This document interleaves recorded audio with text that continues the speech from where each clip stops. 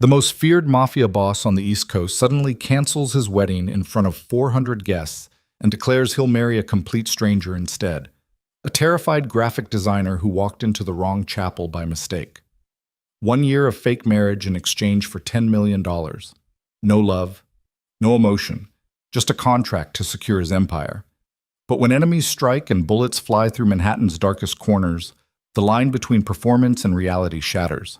Now she's trapped in a world of blood, power, and a man who kills without hesitation. Can she survive until the contract ends? Hit like and comment your city so I can see how far this story travels. Let's begin. The rain came down hard that October evening, turning Manhattan's streets into rivers of reflected neon and headlights. Ava Hartley stood outside the cathedral, soaked through her lavender bridesmaid dress, mascara probably running down her face, clutching a broken umbrella that had given up 3 blocks ago. She was late, catastrophically late. Her best friend Sarah's wedding started 20 minutes ago, and Ava had spent the last hour trapped on a delayed subway, then running through tourists and traffic like her life depended on it. The hem of her dress was already filthy. Her heels were killing her, and now she stood at the base of these enormous stone steps, staring up at stained glass windows that glowed gold in the darkness. The cathedral looked like something out of a nightmare. Too big, too old, too quiet for a wedding that should have been full of music and celebration. Ava pushed through the heavy wooden doors anyway. The entrance hall swallowed her whole, all shadows and cold marble and the smell of old incense. She could hear voices somewhere deeper inside, echoing off high ceilings she couldn't see.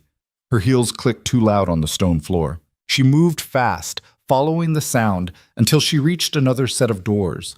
These ones were partially open, golden light spilling through the gap. Ava slipped inside, and immediately knew something was wrong. This wasn't Sarah's wedding. The chapel was massive, easily 400 people packed into pews beneath vaulted ceilings and candlelight that threw dancing shadows across the walls. But the crowd looked nothing like Sarah's family. These people wore wealth like armor, designer suits, diamonds that caught the light like warnings, faces she recognized from news broadcasts and tabloid covers, politicians, celebrities, people who moved through the world like they owned it. And scattered throughout the crowd, Ava spotted them. Men in dark suits standing too still, hands folded in front of them, eyes constantly scanning. Security. Armed security. She'd bet money on it. What the hell kind of wedding was this? Ava started backing toward the door, but the ceremony had already begun. The priest stood at the altar, an older man with silver hair, speaking in practiced tones about commitment and sacred vows. The groom stood beside him, tall and rigid in an expensive tuxedo, staring straight ahead with the expression of a man facing execution. And the bride? The bride stood there in a dress that probably cost more than Ava's yearly rent, trembling. Not with joy, with rage. "I can't do this," the bride said suddenly, her voice cut through the ceremony like a knife. The priest stopped mid-sentence. The entire cathedral went silent. 400 people held their breath. "Excuse me?" the groom said. "I said I can't do this." The bride's voice rose, shaking but determined. "Not after what you did. Not after her." Oh no. Ava pressed herself against the back wall, trying to become invisible. This was about to get ugly. "We'll discuss this later," the groom said through clenched teeth, fake smiles still plastered on his face for the guests. "We'll discuss it now," the bride shot back. She turned to face the crowd, tears streaming down her face, voice breaking. "He's been sleeping with my sister for 6 months, while planning this wedding, while lying to my face every single day." The cathedral erupted. Gasps. Shouts. A woman in the front row screamed. People started standing, phones coming out, cameras flashing. The groom grabbed the bride's arm, hissing something Ava couldn't hear. The bride shoved him back, and then a voice cut through the chaos like a blade through silk. "Enough!" One word, barely raised, but it silenced 400 people instantly. Ava's heart stopped. A man stepped out from the shadows near the altar. She hadn't even seen him standing there.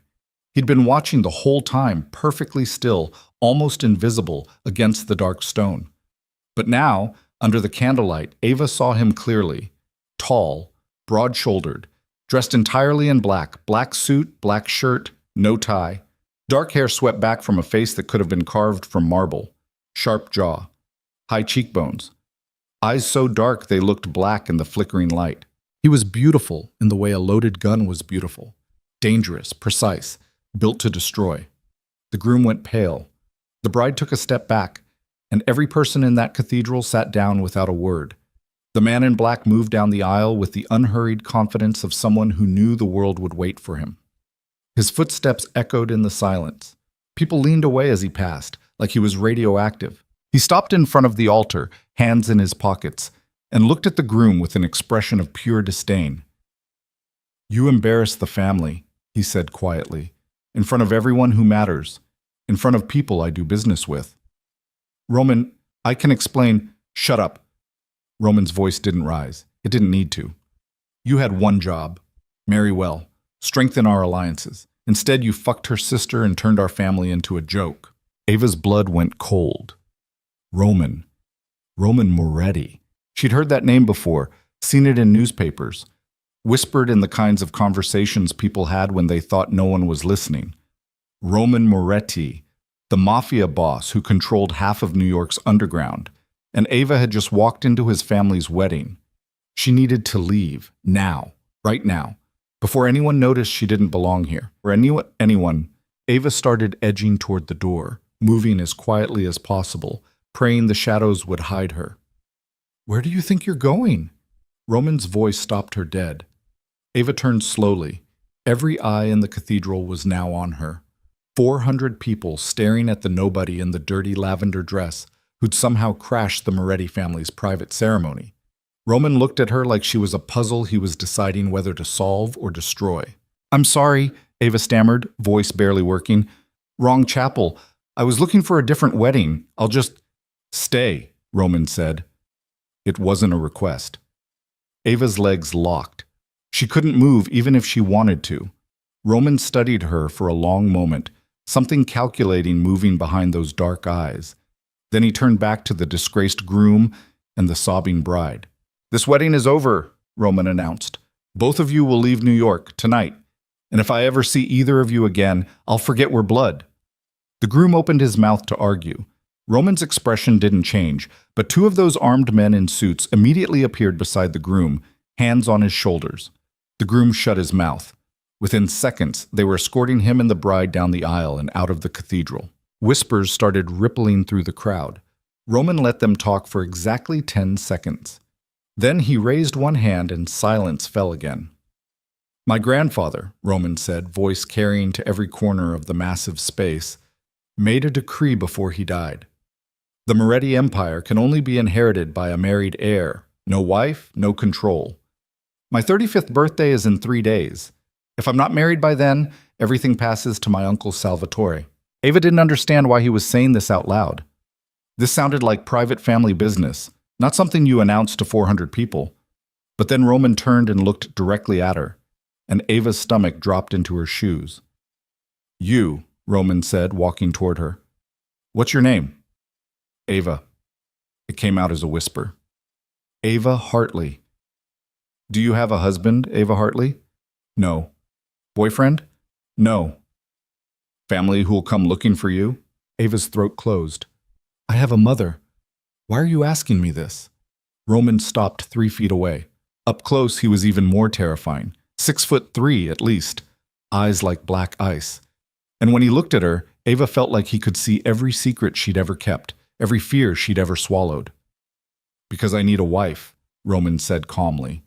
"And you walked in at the right time." The cathedral erupted again, voices overlapping, people shouting questions, someone screaming that this was insane. But Roman ignored all of it, still staring at Ava like she was the only person in the room. "You're crazy," Ava breathed. "Probably," Roman agreed. "But I'm also serious. 1 year. Fake marriage. You play the role, appear in public, convince my enemies I'm legitimate. In exchange, I'll pay you $10 million. Ava's brain short-circuited. $10 million? Plus a penthouse, security, anything you need. Roman pulled out his phone, opened something, and showed her the screen. It was a bank account, with more zeros than Ava had ever seen in her life. "I'll transfer $1 million tonight as a signing bonus, the rest when the year ends." This is insane, Ava said again, louder this time. You don't know me. I don't know you. You can't just… I can. Roman's voice went cold. The question is whether you're smart enough to say yes. Ava looked at the screen again. $1 million. Tonight. Her mother's medical bills flashed through her mind. The collections notices stacking up on the kitchen counter. The student loans drowning her. The dreams she'd buried because survival took everything she had. $10 million could fix all of it. But this man was a criminal, a killer. Someone who ruled through fear and violence. Saying yes meant stepping into a world she didn't understand, surrounded by people who'd see her as prey. I need time to think, Ava managed. You have 30 seconds, Roman said. That's not enough. 25 seconds. Ava's heart hammered. She looked past Roman at the crowd of wealthy, dangerous people watching this unfold like it was entertainment. She looked at the armed men positioned throughout the cathedral. She looked at the stained glass windows and the candlelight and the shadows that seemed to grow darker with every passing second. And then she looked at Roman Moretti, the man who'd just offered her more money than she'd ever dreamed of having. The man who looked at her like she was a problem to solve, not a person. The man whose eyes held nothing but cold calculation. Why me? Ava asked. You could pick anyone. Why some random stranger who walked into the wrong room? For the first time, something almost human flickered across Roman's face. Because you're nobody. No connections to my enemies, no ulterior motives. No one will see this coming. He paused. And because you look terrified, which means you're smart enough to understand what you're stepping into. 10 seconds, Roman added. Ava closed her eyes, thought of her mother's face, thought of the tiny apartment in Queens, thought of every dream she'd deferred and every hope she'd killed. Then she thought of the alternative, going back to her life, the debt, the exhaustion, the slow suffocation of never having enough. She opened her eyes. Okay, Ava whispered. I'll do it. Roman smiled. It was the most terrifying thing Ava had ever seen, not because it was cruel, but because it was genuine. Like she'd just made him very, very happy. Good, Roman said. He turned to the priest who stood frozen at the altar. We're doing this now. You'll marry us. Tonight. The priest opened his mouth to protest. Roman looked at him. The priest closed his mouth and nodded. Wait, Ava said, panic rising. Now? Right now? The clock's ticking, Roman said. He held out his hand.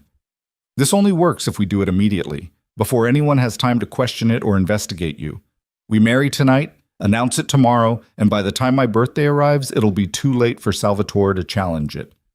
Ava stared at his outstretched hand like it was a snake. Once you take my hand, Roman said quietly, there's no going back. You understand that? Ava understood. She understood she was about to make a deal with the devil. She understood her life would never be the same. She understood that this beautiful, terrifying man would own her for the next year, but she also understood that $10 million meant freedom. So Ava reached out and took Roman's hand. His grip was firm, warm. And the moment their skin touched, Ava felt the cathedral shift around her, like reality had cracked, and she'd fallen through into something darker.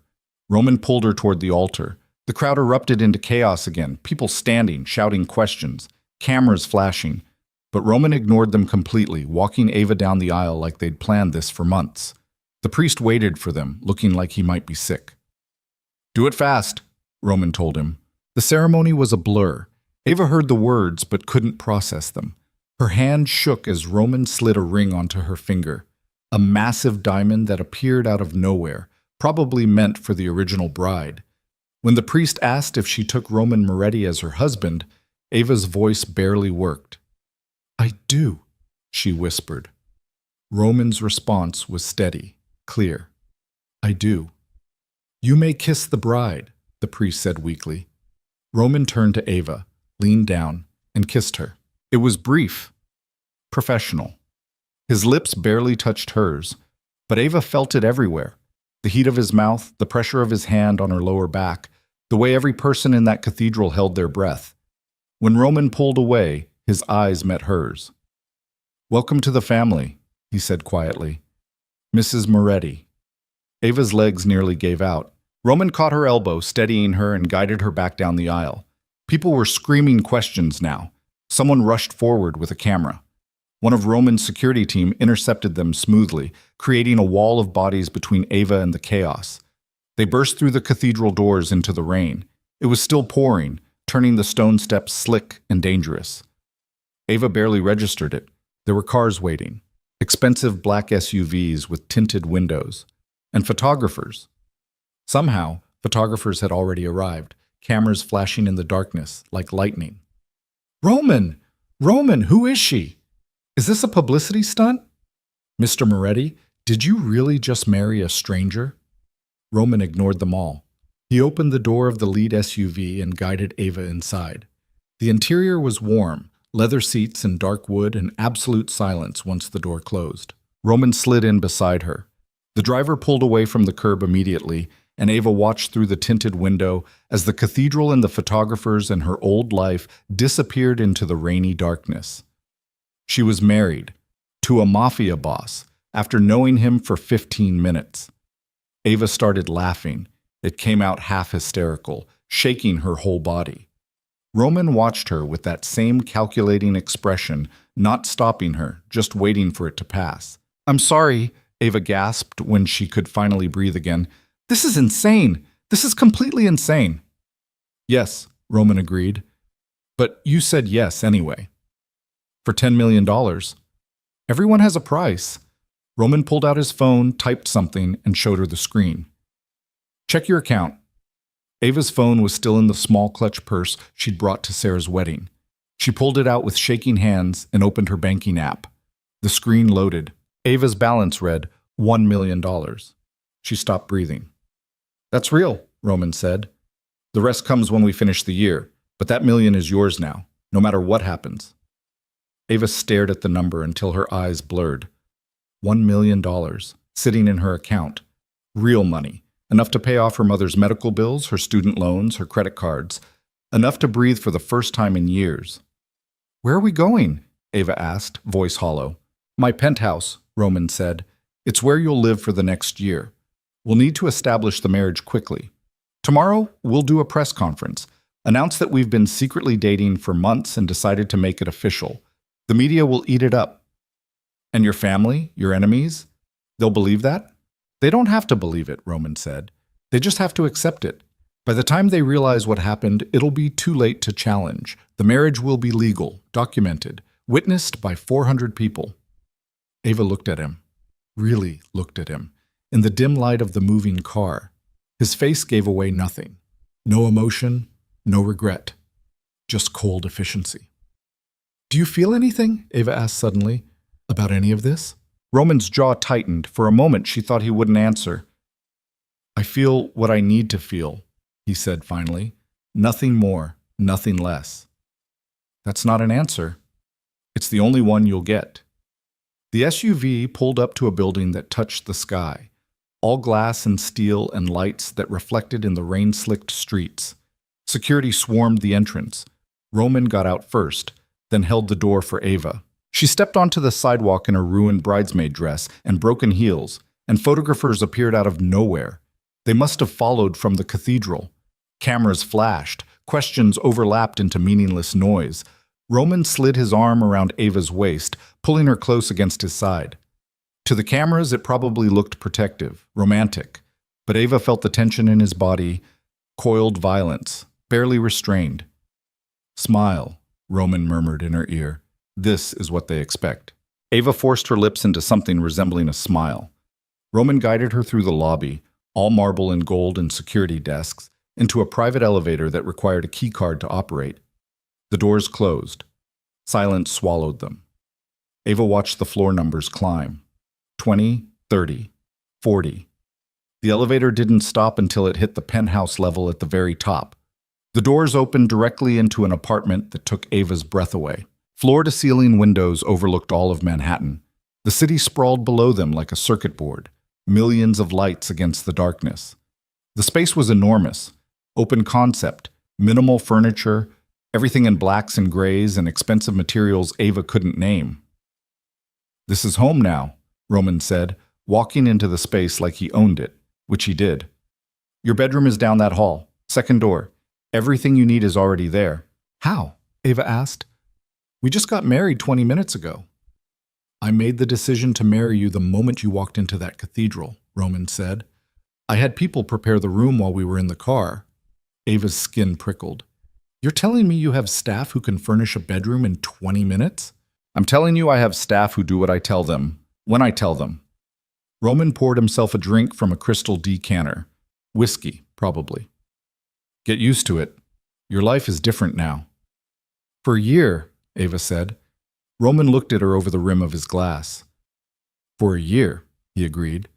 But something in his tone made Ava think he didn't quite believe that. She walked down the hall on shaking legs and found the bedroom. It was beautiful. Enormous bed with expensive linens. Walk-in closet already filled with clothes in exactly her size. Bathroom with heated floors and a shower big enough for 4 people. Ava locked the door behind her, slid down to the floor, and finally let herself fall apart. She cried until there was nothing left. Cried for the insanity of what she'd just done. Cried for the money she desperately needed. Cried for the terror that lived in her chest now, sharp and cold. When the tears finally stopped, Ava pulled herself up, stripped off the ruined bridesmaid dress, and stood under the shower until the hot water ran out. She didn't know if she'd made the smartest decision of her life or signed her own death warrant. But she knew there was no going back now. Ava Hartley was married to the most dangerous man in New York. And somewhere in the penthouse, Roman Moretti stood at those massive windows, looking out at the city he controlled, holding a glass of whiskey he'd never drink, wondering if the terrified woman in his guest bedroom would survive the year, or if he'd destroy her long before the contract ended. Outside, Manhattan glowed in the rain, and somewhere in the darkness, Roman's Uncle Salvatore heard about the wedding and started planning his revenge. Ava woke to sunlight cutting through floor-to-ceiling windows like a knife. For 3 seconds, she forgot where she was. Then the weight of the diamond ring on her finger reminded her. She was married to Roman Moretti. The bedroom was silent except for the muffled sound of traffic 40 floors below. Ava sat up slowly, every muscle aching like she'd been in a fight. The clock on the nightstand read 9:47 a.m.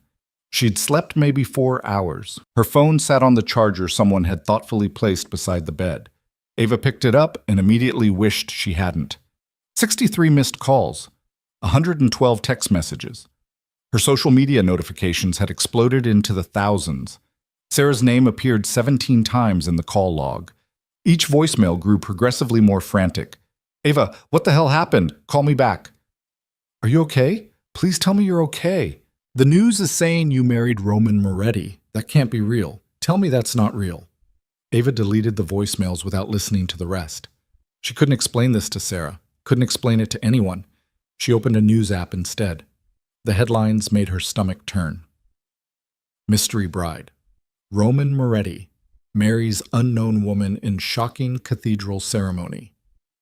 Who is Ava Hartley? Everything we know about the Mafia boss's new wife. Moretti Empire crisis. Averted. Surprise wedding saves crime family legacy. There were photos. So many photos. Ava on the cathedral steps, soaking wet, Roman's arm around her waist. Ava in that ruined lavender dress, looking terrified. Roman kissing her at the altar, his hand on her face like she was something precious. The comments were worse than the headlines. She's a nobody. Gold digger trash. He probably threatened her. Look at her face. She's terrified. This won't last 3 months. He'll throw her away when he's done. Ava closed the app before she could read more. Someone knocked on the bedroom door. 3 sharp raps. Come in, Ava called, pulling the blanket up to her chin even though she was wearing the expensive silk pajamas she'd found laid out in the closet last night. The door opened. A woman stepped inside. Early 50s, gray hair pulled back in a severe bun, wearing a crisp black suit that screamed professional. Mrs. Moretti, the woman said. Not a question, a statement. I'm Elena. I manage Mr. Moretti's household staff and personal security. He asked me to help you prepare for the press conference. Press conference? Ava's voice came out hoarse. 11 o'clock. Downtown. Mr. Moretti is already preparing. You have approximately 1 hour. Elena moved to the closet and started pulling out clothes with practiced efficiency. We'll need to present you as polished, confident, and believably in love. The media will look for any crack in the story. Ava's head spun. I don't know how to do a press conference. You don't have to know. You just have to stand beside him, smile when appropriate, and let him handle the questions. Elena laid out a navy dress on the bed. Elegant, expensive, the kind of thing Ava would never choose for herself. Can you do that? I don't know. Elena's expression softened slightly. Then fake it. That's what everyone in this world does. Fake it until it feels real. The next hour passed in a blur of hair, makeup, and instructions delivered in Elena's calm, relentless voice. By the time Ava looked in the mirror, she barely recognized herself. The woman staring back looked polished, put together, like someone who belonged on Roman Moretti's arm, like someone who wasn't drowning in panic. Elena led her through the penthouse to a different elevator, one that went down to a private garage. Roman waited beside a black SUV, surrounded by 4 security guards Ava hadn't seen before. He wore a charcoal suit that probably cost more than Ava's car. His dark hair was perfect. His expression was unreadable. When his eyes landed on Ava, something flickered there. Assessment, maybe approval, then vanished. "You look good," Roman said. Not a compliment, an observation. "Thanks," Ava muttered. Roman opened the SUV door himself. Ava climbed inside and he followed. The security team filled 2 other vehicles. They moved through Manhattan in a convoy, and Ava watched the city blur past the tinted windows. "What do I say?" Ava asked finally. "If someone asks me a direct question?" "They won't," Roman said. "I'll make sure of that. But if they do, keep it simple. We met 6 months ago, kept the relationship private, decided to make it official. You're happy, you're in love. Don't elaborate. And if they ask about your business? You know nothing about my business. You're a graphic designer. You care about art and design, not what I do for work." Roman's voice was flat, mechanical, like he was reading from a script. "The less you know, the more believable it is." Ava looked at him. Really looked at him. In the morning light, she could see details she'd missed last night. The faint scar along his jaw, the tension in his shoulders, the way his hands rested on his knees, perfectly still, like he'd trained himself not to fidget. "Do you ever relax?" Ava asked. Roman's eyes cut to her. "No." "That sounds exhausting." "It keeps me alive." The venue was a hotel conference room downtown, one of those polished corporate spaces with too many lights and not enough oxygen. By the time they arrived, it was already packed. Reporters, cameras, microphones. The energy felt predatory. Elena appeared beside Ava the moment they stepped out of the SUV. "Stay close to him. If you feel overwhelmed, touch his arm. He'll know to wrap things up." "How long will this take?" Ava asked. "As long as it needs to." Roman took Ava's hand. His grip was firm, almost possessive. They walked into the conference room together, and the cameras erupted into a frenzy of flashes and clicking shutters. A podium waited at the front of the room. Roman guided Ava to stand beside it, then stepped up to the microphones. The room fell silent instantly.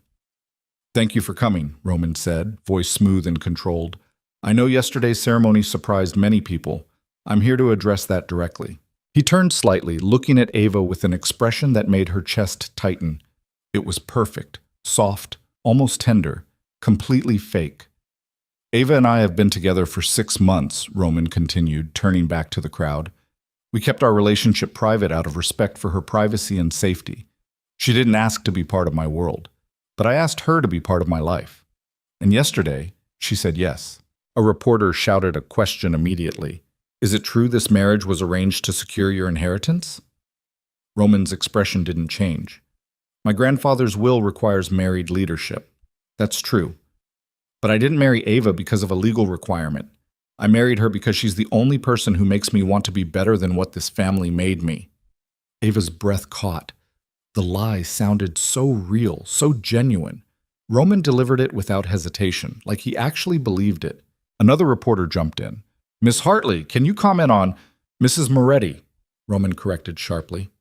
The room went quiet. "Her name is Mrs. Moretti now. And no, she's not taking questions today.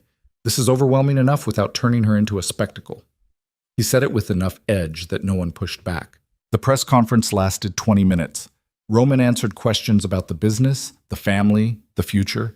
He was smooth, confident. every answer calculated to give information without revealing anything real. And through it all, Ava stood beside him, smiling when she thought she should, touching his arm once when a reporter got too aggressive. Roman's hand found her lower back immediately, protective and possessive. The performance was flawless. When it finally ended, Roman guided Ava back through the crowd toward the exit. But before they reached the doors, someone called out, "Roman!" The voice cut through the noise like broken glass. Roman went rigid. His hand tightened on Ava's back. When he turned, his expression had gone cold in a way that made Ava's skin crawl. A man stood near the edge of the crowd. Late 50s, silver hair, expensive suit, smile that didn't reach his eyes. He looked like Roman, same bone structure, same dark eyes. But where Roman's face held calculated control, this man's held something crueler. "Uncle Salvatore," Roman said. His voice could have frozen fire. Salvatore smiled wider. "Congratulations on your marriage. I'm sorry I missed the ceremony. I only heard about it this morning. What a surprise." "I'm sure it was. And this must be the bride." Salvatore's eyes slid to Ava, and she felt her skin crawl. Ava Hartley, graphic designer from Queens, no family connections, no history with our world. How convenient. Ava's mouth went dry. Roman stepped slightly in front of her. The movement was subtle but deliberate. "Ava, this is my uncle, the one I told you about." Roman hadn't told Ava anything about his uncle, but the warning in his voice was clear. "Play along." "Nice to meet you," Ava managed. Salvatore laughed. It sounded like gravel scraping concrete. "Such a polite young woman. I'm sure you'll fit right in." He turned his attention back to Roman. "We should have dinner, family dinner. Celebrate properly." "We're busy," Roman said. "I insist." Salvatore's smile vanished. "You wouldn't refuse family, would you? Not when we have so much to discuss." The air between them crackled with tension. Security guards shifted position around the room. Reporters sensed something happening and started raising cameras again. "Fine," Roman said finally. "Tomorrow night. I'll have Elena send you the details." "Looking forward to it," Salvatore nodded to Ava. "And welcome to the family, dear. I hope you survive it." He walked away before Ava could respond. Roman's hand found hers again, squeezing once, hard, then releasing. "We're leaving, now." They made it to the SUV without incident, but the moment the doors closed, Roman's entire demeanor shifted. The calm mask cracked. He pulled out his phone and made a call, voice low and sharp. "I want everything on Ava's background scrubbed. Every social media post, every photo, every connection. And I want surveillance on Salvatore, 24 hours. If he so much as breathes wrong, I want to know about it." He hung up without waiting for a response. Ava stared at him. "What just happened back there?" "Salvatore happened," Roman said. "He knows the marriage is a setup. He's going to try to prove it." "Can he?" "Not if we're careful." Roman looked at her, and for the first time Ava saw something that might have been worry in his eyes. "That dinner tomorrow is a trap. He'll ask questions, test us, look for inconsistencies in our story. Then we don't go. We have to go. Refusing would confirm his suspicions." Roman ran a hand through his hair, disrupting the perfect styling. "We have less than 24 hours to become a believable couple." Ava laughed. It came out bitter. "How are we supposed to do that? We've known each other for 12 hours. "We learn," Roman said. "Fast." They spent the rest of the day in the penthouse, and Ava quickly realized that Roman meant what he said. He treated it like a military operation. Elena produced a thick folder of information. Everything about Roman that Ava would need to know as his wife. His birthday. His favorite foods. His education. The names of his closest associates. Where he went to school. What he did in his free time. Except he didn't have free time. His entire life was the business. "You'll need to memorize this," Elena said, sliding the folder across the dining table. "By tomorrow night, you should be able to answer basic questions about your relationship without hesitation." Ava flipped through the pages, overwhelmed. This is insane. No one remembers this much detail about their spouse after 6 months of dating. "No one is married to Roman Moretti," Elena countered. "His enemies will be looking for any excuse to discredit you. Don't give them one." Roman appeared from his office, a space at the far end of the penthouse that Ava hadn't been allowed to enter. He changed into dark jeans and a black t-shirt, and somehow that made him look more dangerous, not less. How much has she learned? Roman asked Elena. We're starting with the basics. Not good enough. Roman pulled out the chair across from Ava and sat down. Quiz me. Ava blinked. What? Ask me questions about you. If we're going to sell this, I need to know you as well as you know me. It felt like a test. Ava picked up her own folder, one Elena had apparently prepared about her, and opened it. What's my mother's name? Ava asked. Margaret Hartley lives in Queens. Retired nurse. Medical debt from cancer treatment 3 years ago. Roman's voice was flat, factual. You're an only child. Your father left when you were 8. You put yourself through design school working 3 jobs. Ava's throat tightened. You had them investigate me. I had them investigate everyone at that cathedral, Roman said. You just happened to be useful. Useful, Ava repeated. The word tasted like ash. Roman leaned forward. This isn't personal, Ava. It's survival. My uncle wants me dead. He wants control of everything my family built. And right now you're the only thing standing between him and that goal. So yes, I investigated you. And yes, I'll continue to make decisions that protect this arrangement. Because if it falls apart, we both lose. I lose $10 million, Ava said. What do you lose? Everything. Roman's eyes went cold. And everyone who ever helped me. The weight of that hung in the air between them. Ava looked back down at the folder. Fine. What's my favorite color? You don't have one. You told an interviewer in college that you think the question is reductive and that color preferences change with context. Ava's mouth fell open. That was 6 years ago. How did you? I'm thorough. Roman stood. Dinner will be ready in an hour. Elena will show you how we eat together, how we sit, how we interact in public. Tomorrow we do it in front of Salvatore, and we make him believe every second. He walked back to his office and closed the door. Elena gave Ava a look that might have been sympathy. He's not always like this. What's he usually like? Ava asked. Worse. Dinner was strange. They ate at the long dining table, Roman at one end, Ava at the other, Elena standing nearby with a tablet taking notes. Closer, Elena said. Married couples don't sit 8 feet apart. Roman moved to the seat beside Ava without comment. Their knees almost touched under the table. Better. Now talk. About anything. You need to look comfortable together. Ava pushed food around her plate. This is insane. It's necessary, Roman said. Same thing in your world? Usually.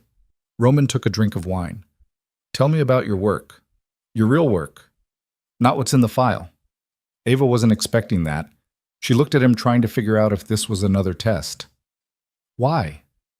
Because Salvatore will ask, and you need to answer like it matters to you. It does matter to me. Then talk about it. So Ava did. She told him about the design agency where she'd worked for 3 years, doing corporate branding for clients who never appreciated the work. About the side projects she took on for extra money. Logos for small businesses, wedding invitations, book covers. About the dreams she'd shelved because dreams didn't pay medical bills. Roman listened, really listened, didn't interrupt, didn't check his phone, just watched her with those dark, unreadable eyes. You're good at this, Roman said when she finished. At what? Talking about things you care about. You stopped looking scared. Ava realized he was right. For 5 minutes, she'd forgotten she was sitting across from a Mafia boss. She'd just been talking about design. Your turn, Ava said. Tell me something real. Something not in the file. Roman's jaw tightened. Pass. That's not fair. Life's not fair. Roman stood, taking his plate to the kitchen. We're done for tonight. Get some sleep. Tomorrow's going to be worse. But Ava couldn't sleep. She lay in the expensive bed, staring at the ceiling, her mind racing. The press conference, Salvatore's smile, Roman's cold efficiency, the $1 million sitting in her account like proof of a deal with the devil. Around 2 a.m, Ava gave up. She pulled on a robe and wandered out into the penthouse. The lights were dimmed, but the city glow through the windows provided enough illumination to see. Ava walked to the kitchen, thinking about tea, and stopped. Roman stood at the windows, silhouetted against Manhattan's skyline. He wore the same clothes from dinner. His hands were in his pockets. He didn't move when Ava approached. Can't sleep? Ava asked quietly. I don't sleep much. Why not? Roman was silent for a long moment. Because people I trust get killed when I'm not watching. The rawness in his voice made Ava's chest ache. She moved to stand beside him at the window. 40 floors below, the city pulsed with life. Cars moving like blood cells through veins, lights in windows where other people lived other lives. Can I ask you something? Ava said. You can ask. I might not answer. Why did you really choose me? The truth this time. Roman turned his head slightly, looking at her. In the darkness, his eyes looked black. Because you reminded me of someone. Who? My mother. Roman's voice went soft. She wasn't born into this world either. My father found her working at a bookstore in Brooklyn, fell in love, married her against everyone's advice, and she spent 20 years trying to survive in a world that never wanted her. What happened to her? Salvatore had her killed. Roman's voice went flat again. Along with my father, made it look like a rival family. I was 17. I figured out the truth 3 years later. Ava's breath caught. And you didn't kill him? Roman finished. I tried. Twice. He's protected, connected, untouchable through traditional means. He looked back out at the city. That's why I need the legitimate inheritance. Once I control the family legally, I can dismantle his power piece by piece, make him irrelevant. And when he's finally vulnerable, he didn't finish the sentence. He didn't need to. I'm sorry, Ava whispered. About your parents. Don't be. It was a long time ago. Grief doesn't work like that. Roman looked at her sharply. What do you know about grief? My father. Ava surprised herself by answering. He didn't die. He just left. But I grieved him anyway. Grieved the dad I thought I had. Grieved the family I thought we were. She swallowed hard. Sometimes absence hurts as much as death. Something shifted in Roman's expression. Not softening exactly, but recognition. Your mother, Roman said carefully. The medical debt. Is she okay now? She's in remission, but the bills nearly destroyed her. Destroyed us. Ava touched the ring on her finger. That's why I said yes. I couldn't watch her drown anymore. That's why I picked you, Roman said. You have something to protect. Something real. That makes you dangerous in ways Salvatore won't expect. I'm not dangerous. Everyone's dangerous when they're cornered. Roman turned fully toward her. Tomorrow night, Salvatore is going to try to break us apart. He'll say things designed to make you doubt me, to make you afraid. You need to be ready. I'm already afraid, Ava admitted. Good. Fear keeps you alive. Just don't let him see it. They stood there in the darkness, two strangers bound by a contract and circumstance, and Ava felt something shift between them. Not trust. Not yet. But maybe the beginning of understanding. Get some rest, Roman said finally. Tomorrow starts early. Ava nodded and walked back to her bedroom. This time, sleep came easier. But in the morning, everything went wrong. Ava woke to shouting. She shot out of bed and ran into the main room, where Roman stood with his phone pressed to his ear, voice sharp as broken glass. When? Roman demanded. How many? Elena appeared from somewhere, her face pale. She saw Ava and shook her head once. Stay quiet. Roman ended the call and threw the phone across the room. It hit the wall and shattered. What happened? Ava asked. Ava. Roman turned to her. His eyes were black with rage. Salvatore made his move. 3 of my warehouses burned down overnight. Millions in inventory. Gone. He did that? He did that. Roman's voice shook with controlled fury. And he made sure it couldn't be traced back to him. This is a message. He's telling me he can destroy everything I've built, and there's nothing I can do about it. What do we do? We go to dinner tonight like nothing happened, Roman said. We smile. We play the happy couple, and we let him think he's winning. Is he? Ava asked. Winning? Roman's expression went cold. Not even close. The rest of the day passed in a tense haze. Roman disappeared into his office, making calls, issuing orders. Ava could hear his voice through the door, low, sharp, dangerous. Elena helped Ava prepare for dinner. Another dress. More makeup. More instructions. Whatever he says tonight, Elena told her, don't react. Don't defend yourself. Don't argue. Just smile and let Roman handle it. And if I can't, then we're all in trouble. The restaurant was in Lower Manhattan, one of those places that didn't have prices on the menu because if you had to ask, you couldn't afford it. Salvatore had chosen it deliberately, his territory, his rules. Roman kept his hand on Ava's back as they entered.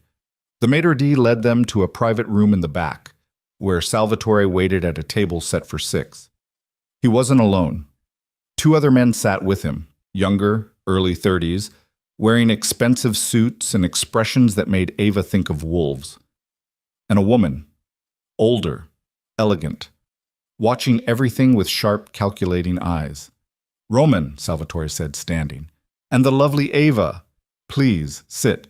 Roman pulled out Ava's chair. She sat, and he took the seat beside her, close enough that their arms touched. Salvatore introduced the others. "My sons, Dante and Marco. And this is Lucia. She handles our family's legal affairs." Everyone shook hands. Everyone smiled. The entire thing felt like watching snakes dance. Dinner began with small talk. Weather, business, the city. Salvatore played the gracious host perfectly, but Ava felt the trap closing with every passing minute. Then Salvatore struck. "So, Ava," he said, setting down his wine glass, "tell me how you met my nephew." Roman's hand found Ava's under the table, squeezed once. "At a gallery opening," Ava said, keeping her voice steady. 6 months ago. He was there with clients. I was there because a friend's artwork was featured." "How romantic," Lucia said. Her smile was ice. "And you had no idea who he was?" "I knew he was important. I didn't know he was Roman Moretti until later." "But you'd heard the name before?" Dante asked. "Of course."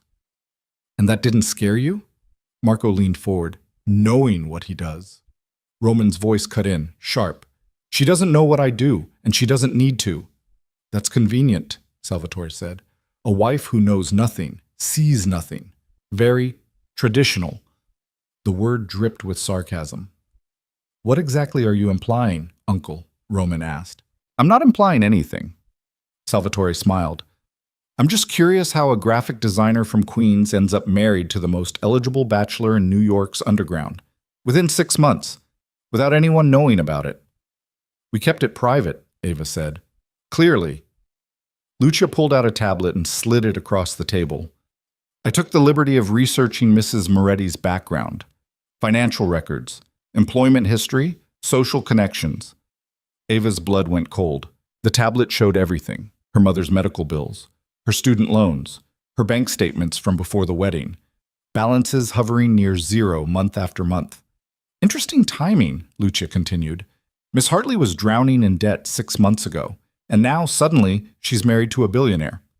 One might wonder if this relationship is based on love or financial necessity." Roman's hand tightened on Ava's. A warning. "Don't react." "My wife's financial situation is none of your business," Roman said coldly. "But it's the family's business," Salvatore countered. "You married her to secure your inheritance. We all know that. The question is whether she understood what she was signing up for, or if you coerced her." "He didn't coerce me," Ava said. Her voice came out stronger than she felt. "I married him because I love him." The room went silent. Salvatore leaned back in his chair, studying Ava like she was a specimen under glass. "Love. How sweet. Tell me, dear, what do you love about him?" It was a trap. Ava knew it was a trap, but she couldn't think of a single believable answer because she didn't love Roman. She barely knew him. Roman's thumb moved against her palm. Once, twice, a rhythm, a message. "Trust me." "I love that he's honest," Ava said slowly, "even when the truth is ugly. I love that he doesn't pretend to be something he's not. And I love that when he looks at me, I don't feel invisible anymore." The words came out raw, real. Because somewhere in the lie, Ava had touched something true. Roman turned to look at her, and for 1 second the mask cracked. She saw surprise in his eyes, maybe even something that looked like gratitude. Salvatore's smile faded slightly. "How touching," he said, but the edge in his voice was sharper now. "I hope that love survives what's coming." "Is that a threat?" Roman asked softly. "It's a reality." Salvatore gestured to his sons. The family has concerns about the legitimacy of this marriage, about your judgment, about whether you're fit to lead. I'm fit, Roman said, and the marriage is legal, witnessed, documented. For now, Salvatore said, but marriages can be annulled, especially when they're proven to be fraudulent. Then prove it, Roman challenged. Salvatore's smile returned. Oh, I intend to. The dinner ended shortly after. No dessert, no coffee, just tension thick enough to choke on. Roman guided Eva out of the restaurant, his hand never leaving her back. They made it to the SU-5, and the moment the doors closed, Roman pulled out his phone. He's going to investigate, Roman said, already making calls. He's going to dig into every detail of our story. We need to be ready. How? Eva asked. Her hands were shaking. He knows it's fake. He knows. Knowing and proving are different things. Roman's voice was hard. We just need to hold on until my birthday. 3 more days. Then the inheritance is locked. He can investigate all he wants, but it won't matter. 3 more days, 72 hours. Eva closed her eyes and tried to breathe. When they got back to the penthouse, Roman disappeared into his office immediately. Eva stood in the middle of the main room, feeling the walls close in. She walked to her bedroom, locked the door, and tried to calm down. But her mind kept replaying Salvatore's smile. Lucia's tablet, the debt records displayed for everyone to see. They knew. They all knew she'd married Roman for money. And they were going to destroy her for it. Around midnight, Eva heard a sound from the main room. She opened her door carefully and found Roman at the windows again, holding a glass of whiskey he wasn't drinking. Can't sleep? Eva asked. Roman didn't turn. You did well tonight. I felt like I was dying. You hid it well. Roman finally looked at her. What you said. About why you love me. Did you mean any of it? Eva hesitated. I meant the part about not feeling invisible. Good, Roman said. Because that was the only part that sounded real. They stood in silence. Outside, the city glowed. Inside, 2 people pretended they weren't terrified of what came next. What happens if Salvatore proves the marriage is fake? Eva asked quietly. Roman's expression went dark.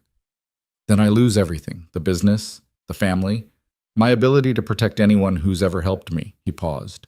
Including you. He'd come after me? He'd destroy you, Roman said flatly. Not because you matter, but because hurting you hurts me.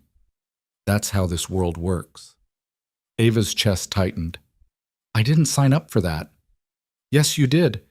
You just didn't understand what you were signing. The truth of that hit Ava like a punch. She'd been so focused on the money, on the solution to her mother's problems, that she hadn't considered the real cost. I should leave, Ava said. I should take the $1 million and disappear before this gets worse. You can't, Roman said. If you run now, Salvatore wins.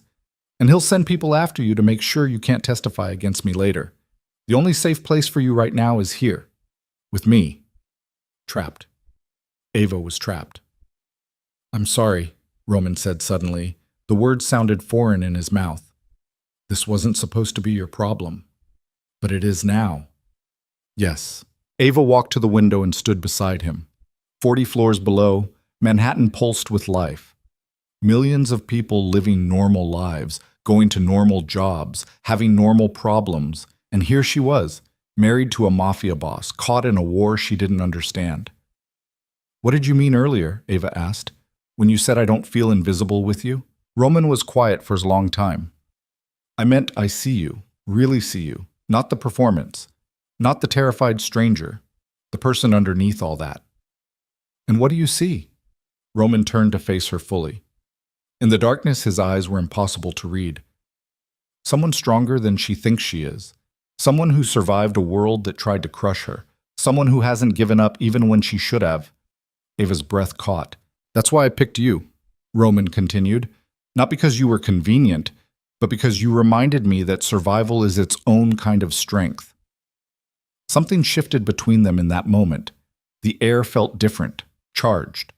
Roman reached out slowly, like he was approaching something wild that might bolt. His hand cupped her face. His thumb brushed her cheekbone. This wasn't supposed to happen, Roman murmured. What wasn't? This. His eyes dropped to her mouth, wanting to kiss you for real. Ava's heart hammered. Roman! He kissed her. Not like at the cathedral, not performed for cameras or witnesses. This kiss was real, deep, devastating. His hand slid into her hair, his other arm wrapped around her waist, pulling her against him. And Ava stopped thinking entirely. She kissed him back, desperately. Her hands found his chest, his shoulders, his jaw. The glass of whiskey fell from his hand and shattered on the floor. Neither of them cared. Roman backed her against the window. The cold glass pressed against her spine. His mouth moved to her neck, her jaw, back to her lips. Ava made a sound she'd never heard herself make before. Tell me to stop, Roman breathed against her mouth. Ava should have said it, should have pushed him away. This was a mistake, a disaster waiting to happen. But instead she pulled him closer and whispered, Don't. Roman groaned and kissed her harder. His hands moved down her sides, over her hips, lifting her slightly. Ava wrapped her arms around his neck and let herself fall. They made it as far as the couch before Roman pulled back, breathing hard. We can't, he said roughly. This complicates everything. Everything's already complicated, Ava pointed out. This makes it worse. Roman ran a hand through his hair. If Salvatore finds out we're actually... He stopped himself. Actually what? Ava asked. Roman looked at her like she'd asked him to solve an impossible equation. I don't know. They stood there in the broken glass and scattered furniture cushions, two people who'd agreed to a fake marriage now facing something that felt dangerously real. I should go to bed, Ava said finally. Ava, good night, Roman. She walked to her bedroom and closed the door before he could say anything else. Her whole body shook. Her lips felt swollen. Her mind raced. What the hell had just happened? In the main room, Roman stood alone, staring at the spot where Ava had been, trying to remember why he'd built walls around himself in the first place. And somewhere across the city, Salvatore Moretti received a phone call from one of his investigators. We found something, the voice said, about the girl, something that connects her to a federal witness protection inquiry from 3 years ago. Salvatore smiled. Send me everything, he said, and the trap snapped shut. Ava woke to pounding on her bedroom door. Not knocking. Pounding. Like someone was trying to break through. She shot upright, heart hammering, and checked her phone. 6:30 in the morning. She'd only been asleep for 3 hours. Ava. Roman's voice came through the door. Sharp, cold. Nothing like the man who'd kissed her last night. Get dressed. Now. Something in his tone made Ava's blood run cold. She threw on jeans and a sweater, hands shaking, and opened the door.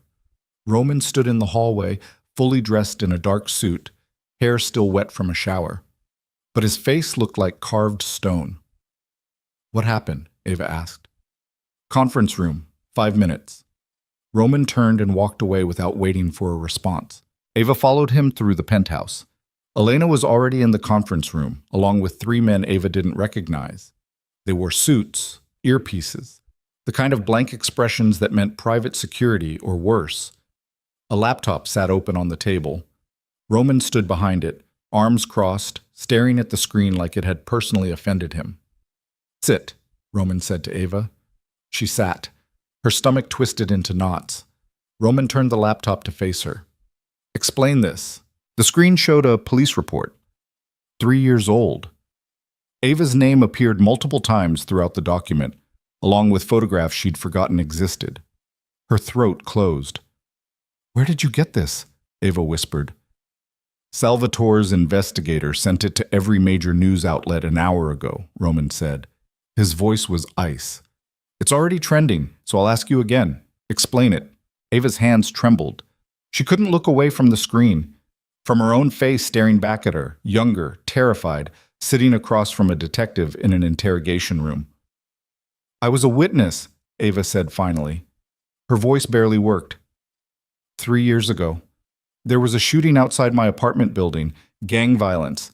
I saw the whole thing from my window. The police asked me to testify. And did you? Roman asked. No. Ava's voice cracked. The night before the trial, someone broke into my apartment, left a note on my pillow. It said if I testified, my mother would die.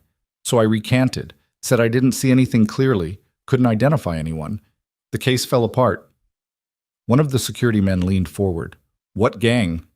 Ava looked at Roman. His expression gave nothing away. The Sanchez crew, South Bronx. The room went silent. Roman's jaw tightened. The Sanchez crew works for my uncle. Ava's stomach dropped. I didn't know that. I swear I didn't know. It doesn't matter what you knew. Roman's voice was deadly quiet. Salvatore just connected you to a federal witness intimidation case. He's telling everyone that I married a woman who was targeted by my own family's associates, that I'm either incompetent or complicit. I'm not. He's also telling them that you were paid to recant your testimony, Roman continued, speaking over her, that you have a history of accepting money to lie under oath, which means our marriage looks exactly like what it is, a financial transaction, a fraud. Ava couldn't breathe. I didn't take money. I recanted because they threatened my mother. Prove it, Roman said. I can't. It was 3 years ago. I threw away the note. I never told anyone. Then we have nothing. Roman slammed the laptop closed. Salvatore just destroyed our credibility. By tonight, every judge, politician, and business partner I work with will question whether I'm stable enough to lead, whether I can be trusted, whether marrying you was the decision of a rational man or a desperate one. Ava stood up. Her legs barely held her. I didn't know. You have to believe me. What I believe doesn't matter. Roman turned away from her, staring out the windows at the city below. My birthday is in 48 hours. The inheritance locks at midnight. Salvatore just gave himself ammunition to challenge it, to claim I rushed into a fraudulent marriage with a woman who has a documented history of criminal involvement. I was the victim. Ava's voice rose. They threatened to kill my mother, and you let them get away with it, Roman said coldly. You let murderers walk because you were scared. The words hit like a slap. Ava stared at his back, feeling something crack inside her chest. You're right. I was scared. I was 23 years old and terrified and alone. My mother had just finished cancer treatment. We had nothing. No money. No protection. What was I supposed to do? Something brave, Roman said quietly. Something that didn't make you a liability. Ava laughed. Came out broken. That's rich. Coming from you. From a man who married a stranger to secure an inheritance. Who spent his whole life playing games with people's lives. Don't lecture me about bravery when you've never... Roman spun around. His eyes were black with rage. Never what? Never put myself at risk? Never made impossible choices? You think I'm playing games? Aren't you? I'm surviving. Roman's voice shook with barely controlled fury. I watched my parents die when I was 17. Watched my uncle destroy everything they built. Spent 20 years clawing my way to a position where I could finally strike back. And the only thing standing between me and that goal is you. A woman who lied about her past, who walked into my life at the worst possible moment, who I should never have trusted. The words hung in the air like poison. Ava's eyes burned. Then why did you? Roman's expression shifted. For 1 second, she saw something raw beneath the anger, something that looked like regret. I don't know, he said finally, but it was a mistake. Ava felt the room tilt. She grabbed the edge of the table to steady herself. So what now? Now you stay here, Roman said. Don't leave the penthouse. Don't talk to anyone. Elena will make sure you have everything you need. Where are you going? Damage control. Roman headed for the door. I need to meet with my lawyers. Figure out how to spin this before Salvatore does more harm. Roman, wait. He stopped but didn't turn around. Last night, Ava said quietly. Did it mean anything? Roman's shoulders tensed. Last night was a mistake, like everything else about this arrangement. He walked out. The door closed behind him with a sound like a gunshot. Ava stood alone in the conference room, surrounded by security guards who wouldn't meet her eyes, feeling her world collapse. Elena appeared beside her. Come on, let's get you something to eat. I'm not hungry. You need to eat anyway. Elena's voice was gentle but firm. Roman will fix this. He always does. But Ava wasn't sure there was anything left to fix. The day passed in a nightmare haze. Ava stayed in the penthouse like Roman ordered, but she couldn't stop checking her phone. The news coverage was brutal. Roman Moretti's mystery bride, connected to witness intimidation scandal. Did Mafia boss marry federal case liability? Moretti. Marriage in question as bride's criminal past surfaces. The articles included photos from the police report, quotes from anonymous sources claiming Ava had been paid to recant her testimony, speculation about whether Roman had known about her past when he married her. Sarah called 17 times. Ava didn't answer. Her mother called once. Ava answered that one. Ava, sweetheart, what's happening? Her mother's voice shook. The news is saying terrible things about you and this man you married. Is it true? Did you really marry someone you barely know? Ava closed her eyes. Mom, I can't explain right now. Are you safe? Yes. Are you lying to me? Ava's throat closed. I have to go. She hung up before her mother could argue. By evening, Roman still hadn't returned. Elena brought dinner, but Ava couldn't eat. She sat at the windows, watching the sunset over Manhattan, feeling trapped in a cage made of glass and steel and her own stupid choices. Around 9 o'clock, the elevator opened. Roman walked in, looking like he'd aged 10 years in 12 hours. His suit was rumpled, his tie was loose, his face was gray with exhaustion. He saw Ava at the windows and stopped. I need to tell you something, Roman said. His voice was flat, empty. Ava stood. What happened? Salvatore filed a formal challenge to my inheritance. He's claiming the marriage is fraudulent, that I coerced you, that your criminal history makes you an unsuitable spouse for the head of the family.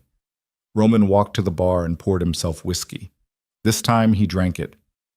The family council agreed to hear his case. Tomorrow night, they'll vote on whether to uphold the marriage or nullify it. Ava's legs went weak. Can they do that? They can do whatever they want. They're the council. Roman drank again. If they side with Salvatore, the marriage is void. I lose the inheritance. Everything transfers to him at midnight on my birthday. What do? We attend the hearing. We answer their questions. We try to convince 12 old men that our marriage is legitimate. Roman's laugh was bitter. Except it's not. And now they have proof. The police report doesn't prove anything, Ava argued. I was a victim. I was threatened. It proves you're connected to criminal activity, Roman interrupted. It proves you have a history with my uncle's associates. Whether you knew about the connection or not doesn't matter. It looks like I either didn't vet you properly or I'm working with Salvatore. Either way, I look incompetent. Ava felt tears burning her eyes. This is my fault. Yes, Roman said. It is. The words cut deeper than any knife. I'm sorry, Ava whispered. I'm so sorry. Sorry doesn't fix this. Roman set down his glass. I need to prepare for tomorrow. You should get some rest. He started to walk past her. Ava grabbed his arm. Don't do this, she said. Don't shut me out. We can figure this out together. Roman looked down at her hand on his arm. When he met her eyes, there was nothing there. No warmth, no connection, just cold calculation. There is no together, Roman said quietly. There's a contract, and in 48 hours, it ends, one way or another. He pulled away and disappeared into his office. Ava stood alone in the massive penthouse, surrounded by luxury she didn't want, trapped in a marriage that was falling apart, and for the first time since this nightmare began, she let herself cry. Not quietly, not delicately. She sobbed until her chest hurt and her throat was raw and she couldn't breathe properly. She cried for her mother, for herself, for the impossible situation she'd walked into with her eyes wide open because she'd been desperate enough to believe in a fairy tale with a mafia boss. She cried until there was nothing left. Then she washed her face, fixed her hair, and made a decision. If this was going to end, she'd face it standing up.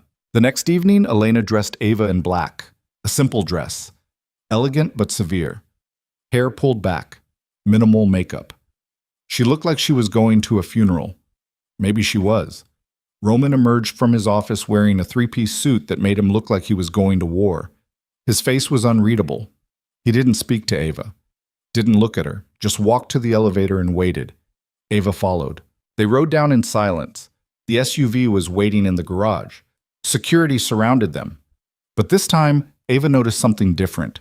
The guards weren't just protecting Roman, they were watching her, like she was a threat. The hearing took place in a building Ava had never seen before, Old Brownstone in the financial district. No signs, no identifying marks, just a door with a buzzer and a camera. Roman pressed the buzzer. The door clicked open. Inside, the building was elegant in an old-world way. Dark wood, Persian rugs, oil paintings that probably cost more than Ava's life. A man in a suit led them down a hallway to a large room that looked like a courtroom from a century ago. 12 men sat in high-backed chairs arranged in a semicircle. They were all older, 50s to 70s, wearing expensive suits and cold expressions. Behind them, security guards lined the walls. And in the front row of seats, Salvatore sat with his sons and Lucia, all of them wearing expressions of barely concealed triumph. Roman guided Ava to 2 chairs facing the council. They sat.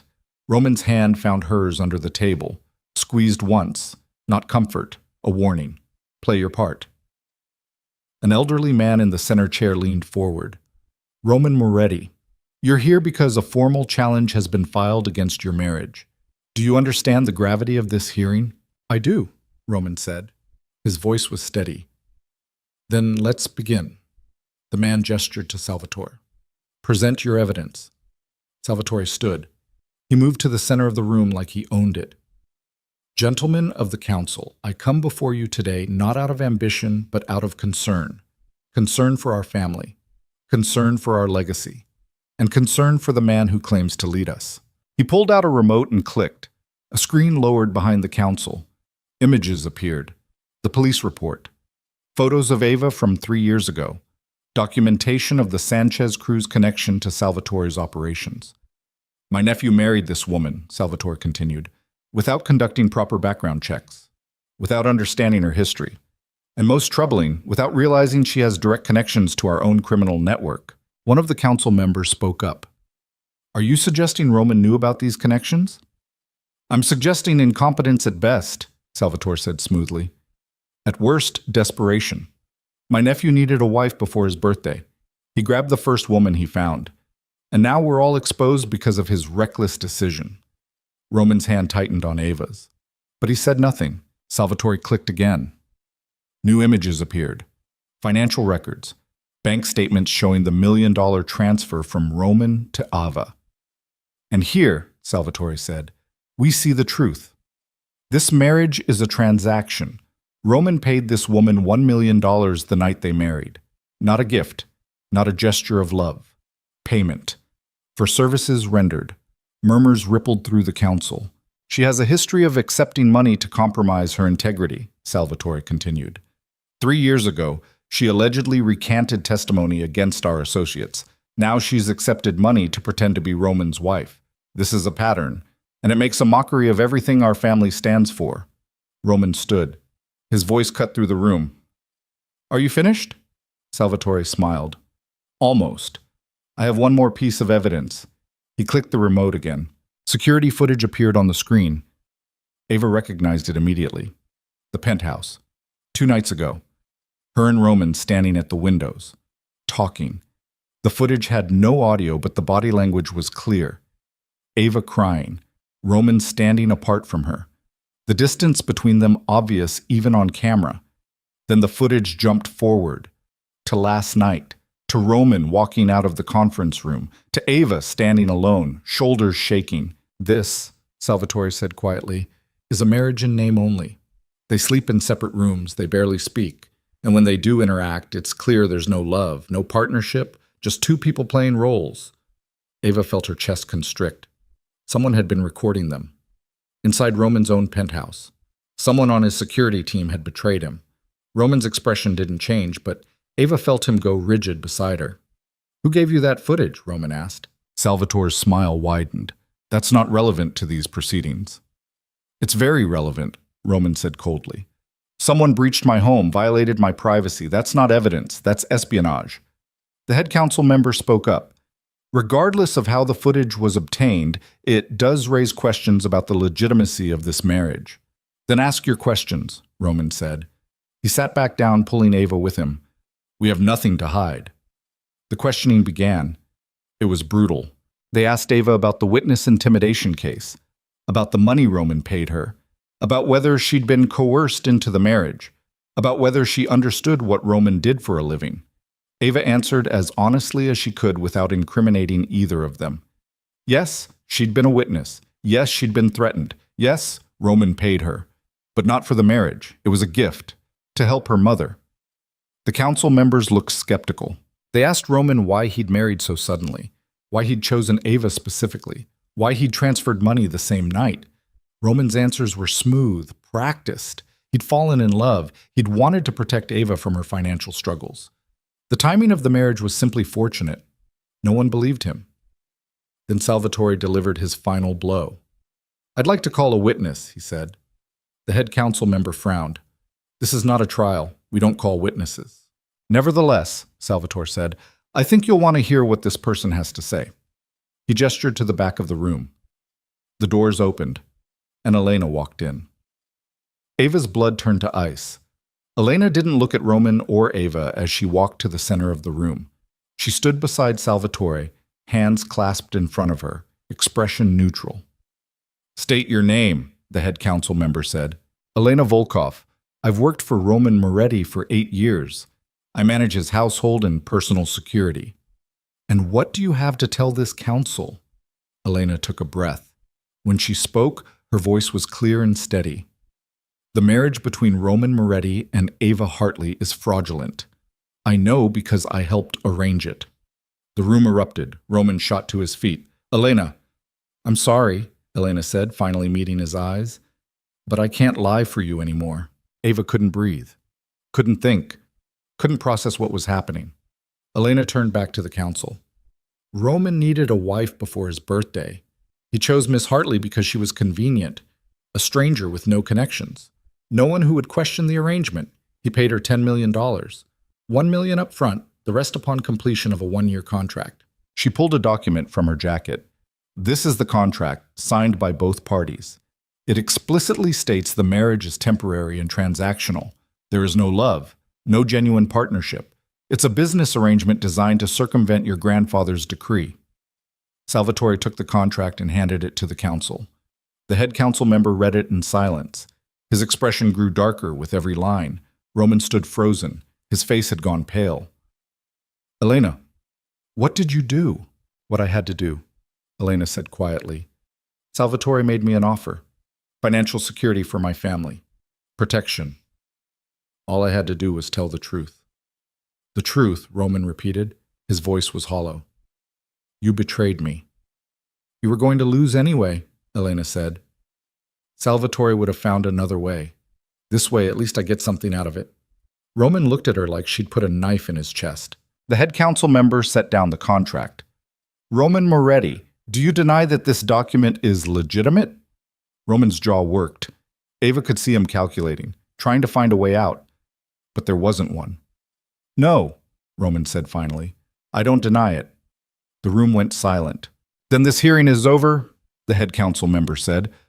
"The marriage between Roman Moretti and Ava Hartley is declared fraudulent and invalid.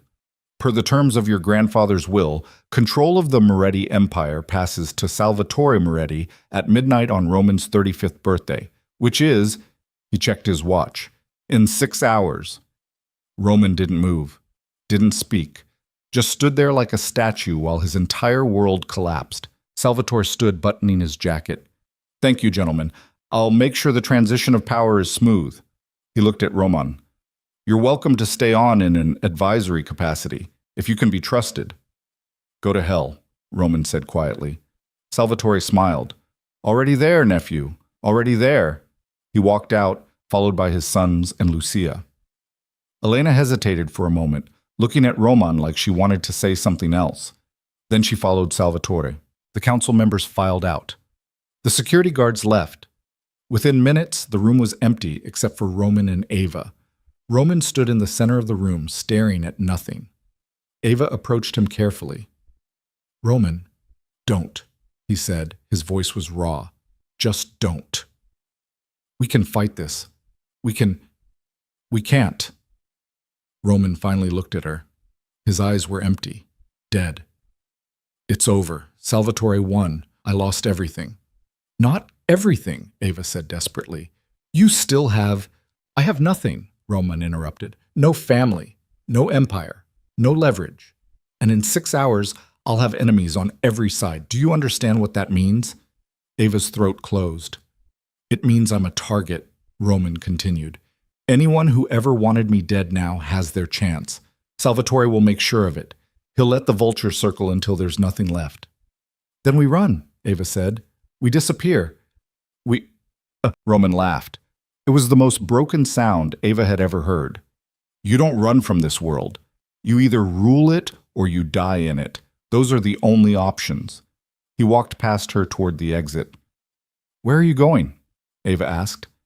To tie up loose ends, Roman said, before Salvatore does it for me. Let me come with you. No. Roman stopped at the door, didn't turn around. You've done enough. The words hit like bullets. Ava watched him walk out, leaving her standing alone in the empty room where everything had fallen apart. She didn't know how long she stood there. Minutes? Hours? Time stopped meaning anything. Finally, she made her way back to the penthouse. The security guards were gone. The place felt abandoned, like Roman had already erased himself from it. Ava went to her bedroom and sat on the bed, staring at her phone. The $1 million was still in her account. She could leave.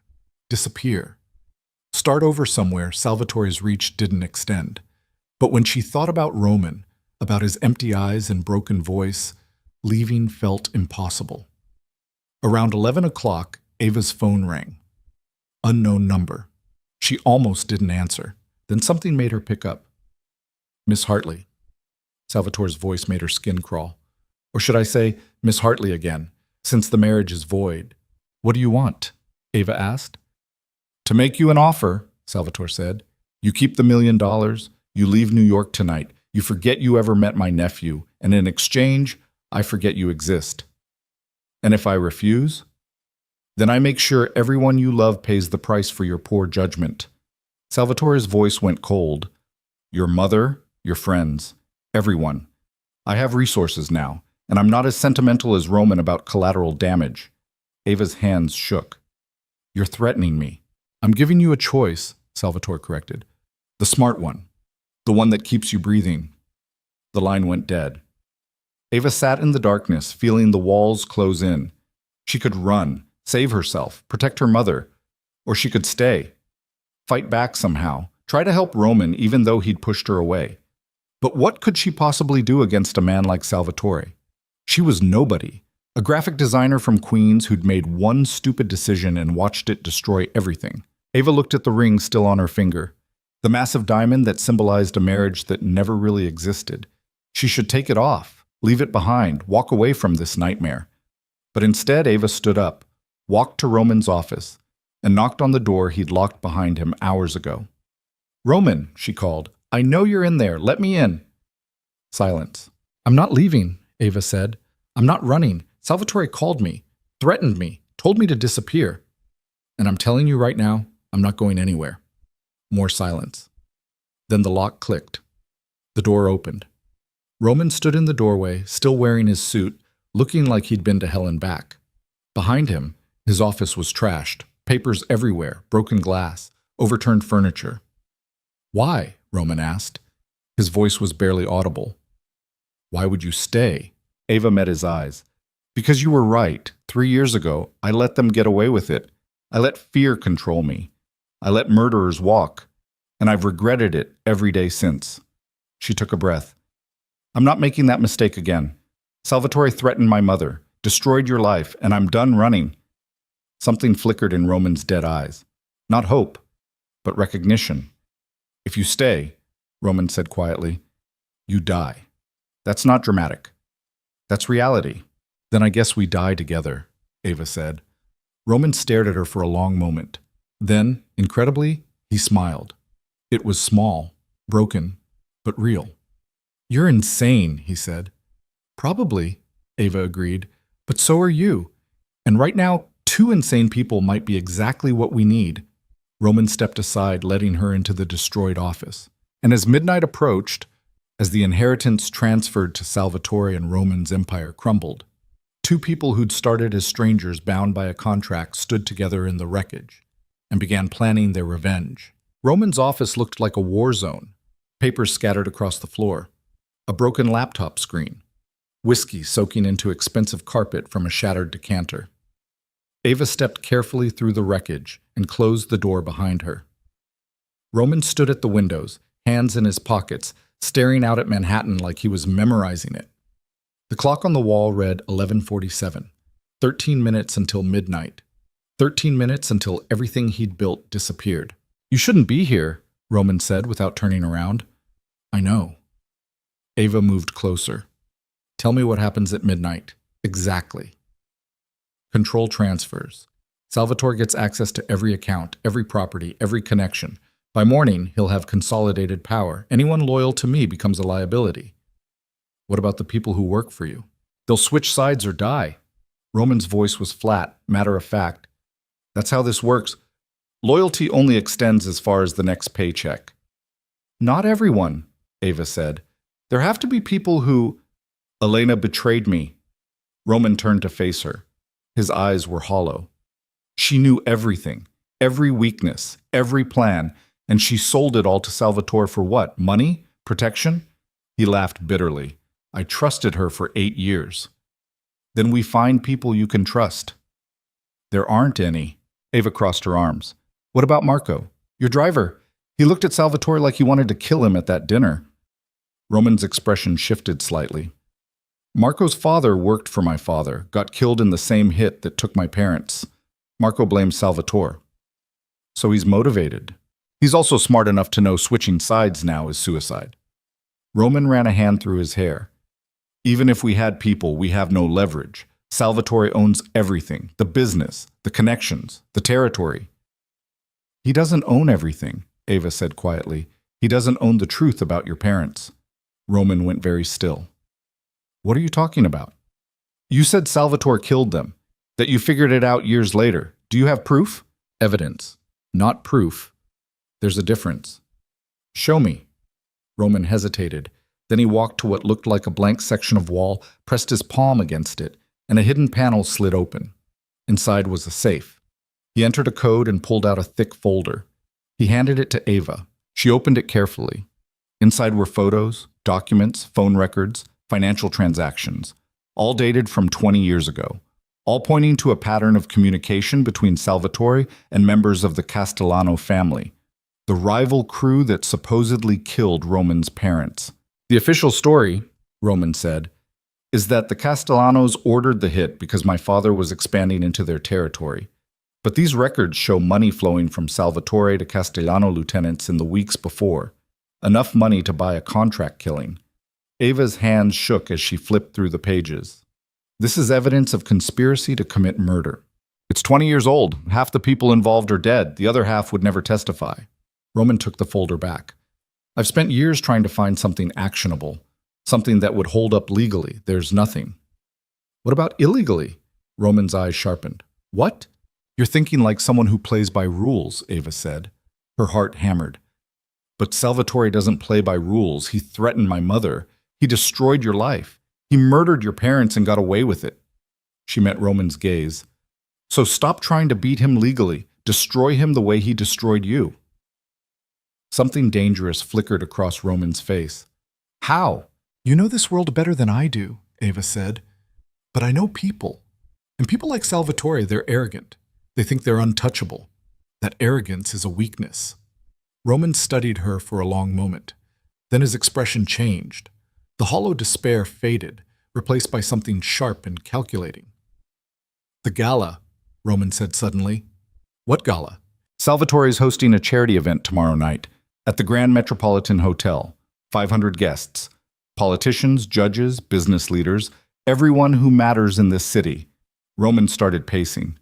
He planned it months ago, but now it'll serve as his coronation, his chance to announce that he's taken control of the family business.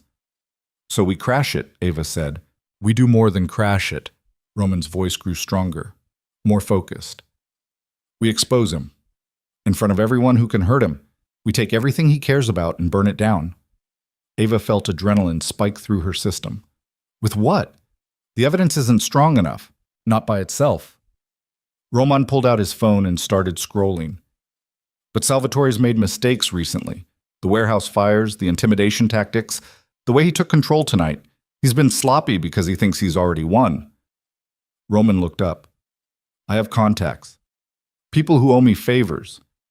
If I can get them on board, we might have enough to make Salvatore vulnerable. How long do we have? Roman checked his watch.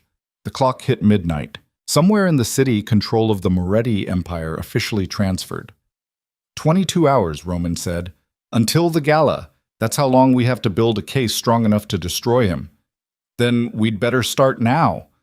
The first call Roman made was to Marco. The driver answered on the second ring, voice wary. Mr. Moretti? Are you alone? Yes. Do you still have access to the garage at the holding company? A pause. I do. They haven't updated security yet. Meet me there in 30 minutes. Come alone. Tell no one. Roman hung up and looked at Ava. If Marco's been compromised, this ends tonight. Salvatore will know we're planning something. He's not compromised, Ava said with more confidence than she felt. They took a back elevator out of the building, one Ava hadn't known existed. It led to an underground parking structure 3 blocks away. Roman had safe houses, escape routes, contingency plans layered so deep Ava couldn't follow them all. Marco was waiting beside a black sedan when they arrived. He was young, early 30s, with the kind of face that looked friendly until you noticed the scar running from his temple to his jaw. Mr. Moretti. Marco's eyes widened when he saw Ava. Ma'am, we need your help, Roman said bluntly. This will likely get you killed. I'm giving you one chance to walk away. Marco's jaw tightened. What do you need? Roman smiled. It was the first genuine smile Ava had seen since the hearing. Everything. They spent the next 6 hours in a warehouse Roman owned under a shell company Salvatore didn't know about. It was bare concrete and flickering lights and the smell of oil and rust. But it was safe. Roman made calls, so many calls. He reached out to people Ava had never heard of. Associates who'd worked with him for years, cops on his payroll, accountants who'd handled his books, lawyers who owed him favors. Half of them refused to help. Too dangerous.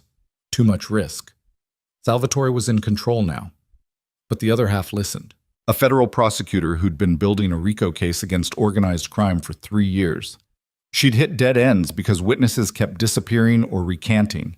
Roman offered her something better than testimony. He offered her documents, financial records showing money laundering, racketeering, and conspiracy, all tied to Salvatore's operations. This is gold, she said over the phone. Her name was Chen. She sounded young, hungry. But I need it verified, authenticated, and I need it before a grand jury by next week. You'll have it tomorrow, Roman promised, after the gala. I need you to be there with a warrant ready. You're asking me to trust you. I'm asking you to do your job. Roman's voice was steel. Salvatore Moretti killed my parents 20 years ago. He's murdered, extorted, and terrorized this city for decades. Tomorrow night, I'm handing you everything you need to put him away for life. All you have to do is show up. Chen was quiet for a long moment. I'll be there. The second call went to a reporter, investigative journalist named Davidson, who'd been trying to crack the Moretti family for years. Roman had always shut him down before. Now he was offering an exclusive. You're really doing this, Davidson said, disbelief clear in his voice. You're burning down your own family. It stopped being my family the moment Salvatore took control, Roman said. Are you interested or not? I'm interested, but I want proof, not just your word. You'll have it, tomorrow night, Grand Metropolitan Hotel. Bring cameras. By 6 in the morning, they had a plan. It was insane, reckless, built on favors and desperation and the hope that enough people hated Salvatore to risk helping them. But it was something. Roman ended the last call and collapsed into a folding chair. He looked exhausted, wrung out, but his eyes were sharp again, focused. How do you feel? Ava asked. Like I'm about to commit suicide. Roman looked at her. You can still leave, take the money, disappear. This doesn't have to be your fight. Yes, it does. Ava sat down across from him. Salvatore threatened my mother. He tried to intimidate me into running, and I'm done being scared. Roman's expression softened slightly. You realize tomorrow night could go very wrong. We could both die, or worse. What's worse than dying? Failing, and watching Salvatore win anyway. Ava reached across the space between them and took Roman's hand. His fingers were cold. Then we don't fail. Roman's thumb brushed across her knuckles. I'm sorry. For what I said after the hearing, about you doing enough. I was angry. I know. You didn't deserve that. I know that too. Ava squeezed his hand. But we don't have time for apologies right now. We have a war to win. Roman almost smiled. When did you get so fierce? When I married a Mafia boss, Ava said. Apparently it's contagious. They spent the day preparing. Marco brought them clothes, weapons, everything they'd need for tomorrow night. Roman made more calls, shoring up support, confirming details. Around noon, Roman's phone rang. Unknown number. He answered it on speaker. Yes? Roman. Salvatore's voice filled the warehouse. I'm disappointed. I expected you to run. Instead, I hear you're making calls, reaching out to old friends, planning something stupid. Roman's expression didn't change. You're monitoring my phone. I'm monitoring everything. You're not the boss anymore. You're just another problem I need to solve. Salvatore paused. Here's what's going to happen. You're going to stop whatever you're planning. You're going to leave New York. And if you do that, I'll let you live. I might even let the girl live too. And if I refuse, Roman asked calmly, then I start with her mother. Ava's blood turned to ice. Margaret Hartley, Salvatore continued, lives at 847 Vernon Boulevard, Queens, apartment 4C. She takes a walk every morning at 7, buys coffee at the bodega on the corner. Very predictable routine. Touch her and You'll what? Salvatore laughed. You have no power, no resources, no leverage. You're nothing, Roman. Accept it. The line went dead. Ava couldn't breathe. Her mother. Salvatore knew where her mother lived, knew her routine. Marco, Roman said sharply, get a team to Vernon Boulevard right now. I want eyes on Margaret Hartley 24/7. If anyone gets within 50 feet of her, I want them detained. I don't have a team anymore, Marco said quietly. They all went to Salvatore. Roman's jaw clenched. He looked at Ava.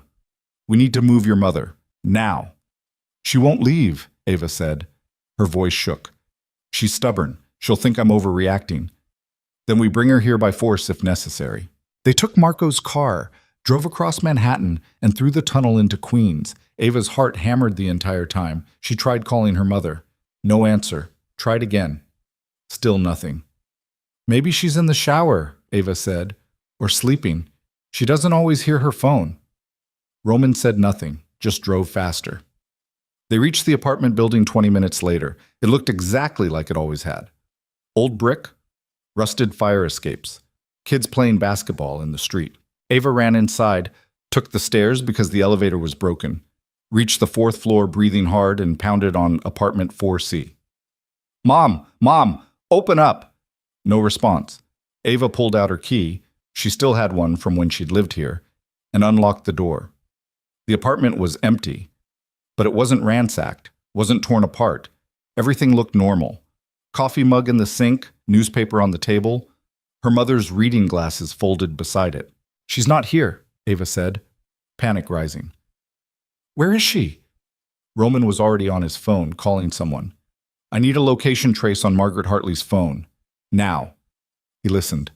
His expression darkened. What? Ava demanded. What is it? Her phone last pinged 2 hours ago, Roman said. Near the waterfront. Red Hook. Then it went dark. Ava's legs went weak. He took her. We don't know that. Yes, we do. Ava's voice cracked. Salvatore took her. To get to me. To stop us from doing whatever we're planning tomorrow. Roman pulled Ava into his arms.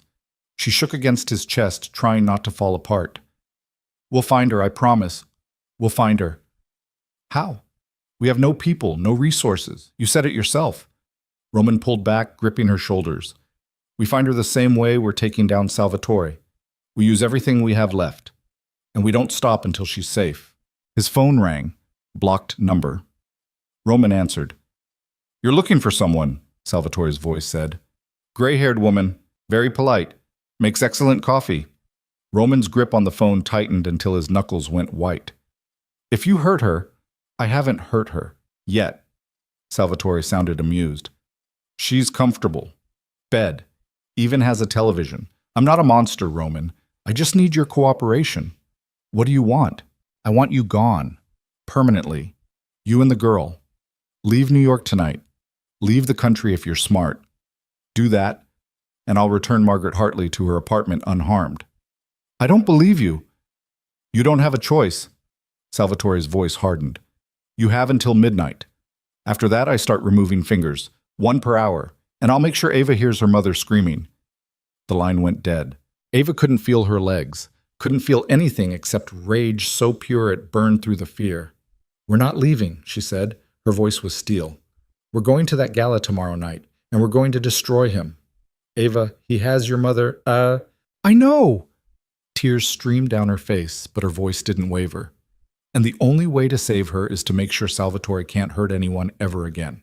If we run, he wins. And eventually, he kills us anyway. You know that. You know how this ends if we don't fight.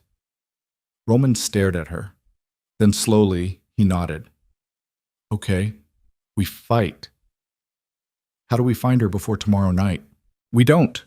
Roman's voice was grim. We accept that we can't save her until Salvatore's power is broken. Which means tomorrow night isn't just about revenge anymore. It's about survival, for all of us. They spent the rest of the day and night preparing. Roman called in the last few favors he had left. Marco found 2 other former soldiers willing to help, men who'd lost family to Salvatore's takeover and wanted payback more than they wanted safety. By dawn, they had weapons, a plan, and coordinates for the gala that started at 8 p.m. Roman made one final call to Prosecutor Chen. Are you ready? I have the warrant, she confirmed. Signed by a federal judge. The moment you give me cause, I can have agents inside that hotel in minutes. You'll have cause, Roman promised. Trust me. Ava spent the hours before the gala in the warehouse bathroom, staring at herself in a cracked mirror. She barely recognized the woman looking back. Hollow eyes, sharp cheekbones, hair that needed washing. She looked like someone who'd been through a war. Maybe she had. Elena's betrayal, the hearing, her mother's kidnapping. 24 hours ago, Ava had been ready to run. Now she was preparing to walk into a room full of dangerous people and light a match. Roman appeared in the doorway. He was dressed in a tuxedo, perfectly tailored, elegant, dangerous. He looked like the man she'd first seen at the cathedral, the king attending his own execution. It's time, Roman said. Ava wore black, a dress Marco had acquired from somewhere, fitted and elegant but easy to move in. No jewelry except the wedding ring she still hadn't taken off. Her hair was pulled back. Her face was bare of makeup except for dark lipstick that made her look severe. She looked at Roman in the mirror. What if this doesn't work? Then we die trying. Roman's expression was serious. But if it does work, Salvatore loses everything. His power, his freedom, his life. Good, Ava said. She turned to face him. Let's go kill a monster. The Grand Metropolitan Hotel took up an entire city block in Midtown. It was old money and new power wrapped in marble and gold. By the time Roman and Ava arrived, the gala was in full swing. Town cars lined the street. Photographers worked the red carpet. Security checked invitations at the entrance. Roman walked straight past them. When security moved to stop him, he said 3 words. I'm Roman Moretti. They stepped aside. Inside, the ballroom was spectacular. Crystal chandeliers, marble floors, 500 people in evening wear, drinking champagne and pretending they weren't surrounded by criminals. Salvatore stood near the center of the room, holding court like a king.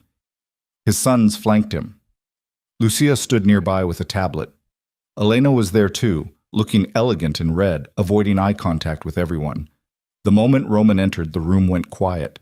Conversations died. People turned, stared. The surprise on their faces was almost comical. Roman Moretti, the deposed boss, walking into his uncle's coronation like he owned the place. Salvatore's smile vanished. Roman, what are you doing here? Roman crossed the ballroom slowly, Ava at his side. Marco and the other 2 soldiers entered behind them, spreading out to cover the exits. I'm here for the party, Roman said. His voice carried across the silent room. Isn't that what this is? Celebration? This is a private event, Salvatore said coldly. You're not welcome. And yet, here I am. Roman stopped 10 feet away. The tension between them was electric. Tell me, uncle, How does it feel? Finally getting what you've wanted for 20 years? Feels like justice, Salvatore said. Your father was weak. He would have destroyed this family. I saved it. You murdered him, Roman said flatly. You and Mother, 20 years ago. Had them killed and blamed it on the Castellanos. Gasps rippled through the crowd. Phones came out. Cameras turned toward them. Salvatore's expression darkened. You're making wild accusations. I have proof, Roman said. He pulled out his phone and held it up. On the screen was a video file. Financial records, phone transcripts, testimony from 3 surviving members of the hit squad you hired, all of it authenticated by federal prosecutors. He pressed play. The video showed a man Ava didn't recognize. Older, scarred, speaking directly to a camera. My name is Vincent Morales. 20 years ago, I was part of a team hired to kill Thomas and Catherine Moretti. We were paid by Salvatore Moretti. $100,000, split 4 ways.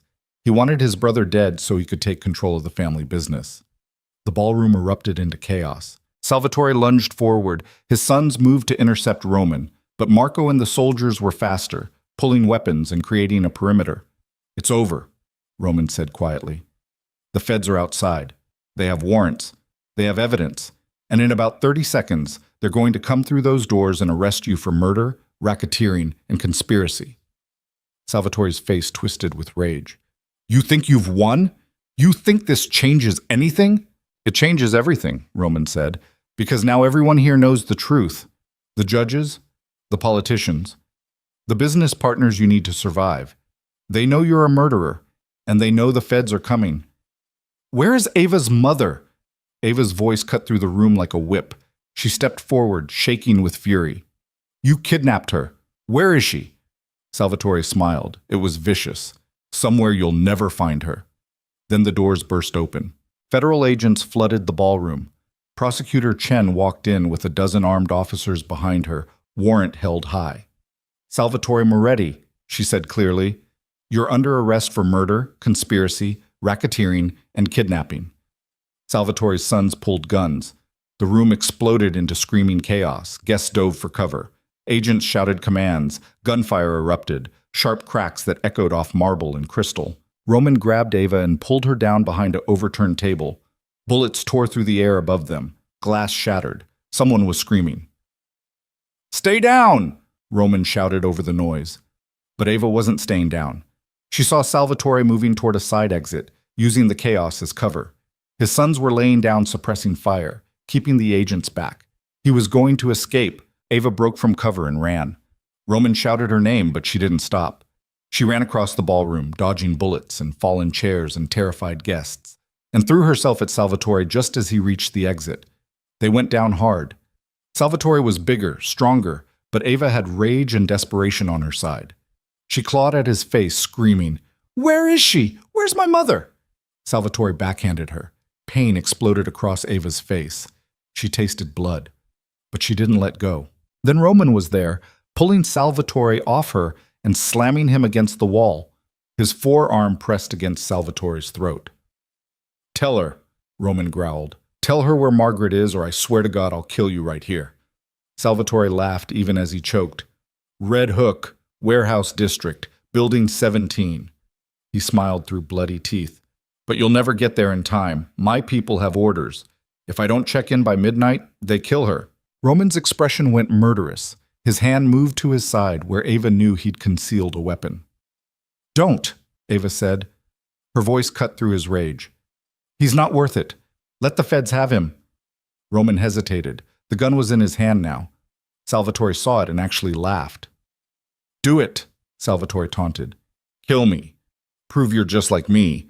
Just like your father. Just like every Moretti who ever... Roman pulled the trigger. The gunshot was deafening. But the bullet went into the wall beside Salvatore's head, close enough that the man went white. You're not worth the bullet, Roman said quietly. He stepped back and let the federal agents swarm in. They dragged Salvatore away in handcuffs, still screaming threats. His sons were already down, surrounded by agents. The gala had turned into an active crime scene. Chen approached Roman and Ava. We got him. Thanks to your evidence, he's going away for life. He told us where Margaret Hartley is being held, Roman said urgently. Red Hook, Warehouse 17, but his people have orders to kill her if he doesn't check in. Chen pulled out her radio immediately. All units, I need tactical at Red Hook Warehouse District, Building 17. Hostage situation. Move now. She looked at Roman. How long do we have? Roman checked his watch. The clock read 11:48. 12 minutes, he said. And then he ran. Ava ran after him, Chen shouting at them to wait for backup, but neither of them stopped. They hit the street running. Marco had the car already moving, door open. They dove inside and Marco floored it. The drive to Red Hook took 9 minutes. They ran every red light, drove on sidewalks, Marco's driving absolutely reckless. The warehouse district was dark, abandoned, perfect for hiding someone. Building 17 was a hulking concrete structure near the water. No lights, no signs of life. Roman kicked in the door. They entered with weapons drawn, moving through darkness and rust and the smell of salt water. Mom! Ava shouted. Mom, where are you? A muffled sound came from deeper in the building. They ran toward it. Margaret Hartley was tied to a chair in the center of an empty room, duct tape over her mouth. 2 armed men standing guard beside her. The guards reached for their weapons. Roman and Marco were faster. 2 shots. Both guards went down. Ava ran to her mother, ripping off the tape, untying the ropes. Margaret was sobbing, shaking, but alive. Alive. I've got you, Ava whispered, holding her mother tight. I've got you. You're safe. Behind them, Roman stood in the doorway, watching. His expression was unreadable. And outside, sirens grew louder as federal agents surrounded the building. It was over. Salvatore Moretti was in custody. His empire was crumbling. The evidence would put him away for life. But as Ava held her mother in that dark warehouse, she felt Roman watching her, and she knew this wasn't really over. Not yet. Because they still had to figure out what happened next. Federal agents flooded the warehouse within minutes. Paramedics checked Margaret for injuries while Prosecutor Chen coordinated the arrest of the 2 guards Roman had shot. Both were alive, wounded but breathing. They'd talk eventually, add more charges to Salvatore's growing list. Ava sat on the concrete floor with her mother still holding her tight, refusing to let go. Margaret was trembling, crying, asking questions Ava couldn't answer yet. Roman stood nearby with Marco, speaking quietly to Chen, giving statements, explaining how they'd found the location. Through it all, Ava watched Roman. The way he held himself. Controlled, precise. Like he was already building walls again, brick by brick, sealing himself away from everything that had just happened. Ma'am. A paramedic knelt beside them, young woman with kind eyes. We need to take your mother to the hospital, just to make sure she's okay. I'm fine, Margaret protested, but her voice shook. I just want to go home. Mom, please, Ava said gently. Let them check you. Make sure you're really okay. Margaret finally nodded. The paramedics helped her onto a stretcher. As they wheeled her toward the ambulance, Margaret grabbed Ava's hand. Come with me, she said. Please.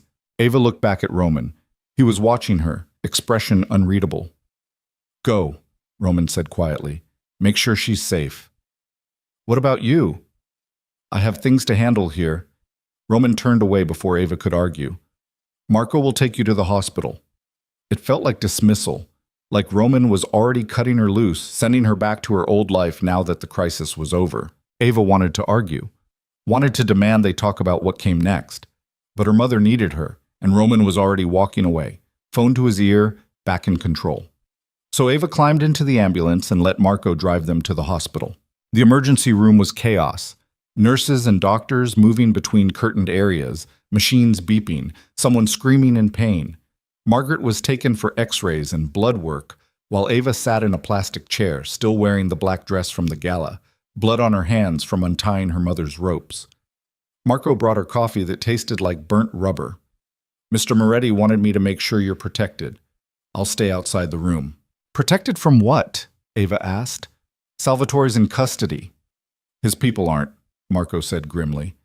Not all of them. Some will try to avenge him. Others will try to fill the power vacuum. It's going to be messy for a while. How long is a while? Marco shrugged. Weeks? Maybe months. Depends on how many people decide to fight over the scraps. Ava closed her eyes. She'd been so focused on stopping Salvatore that she hadn't thought about what came after, the ripple effects, the retaliation, the fact that Roman's world didn't just stop because one man went to prison.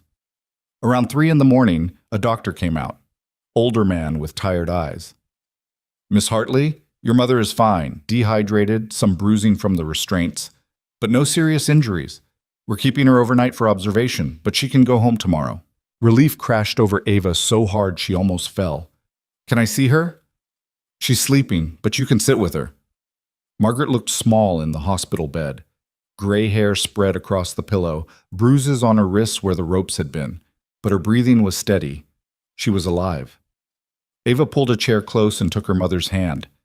Sat there in the darkness, watching her breathe, trying to process everything that had happened in the last 48 hours.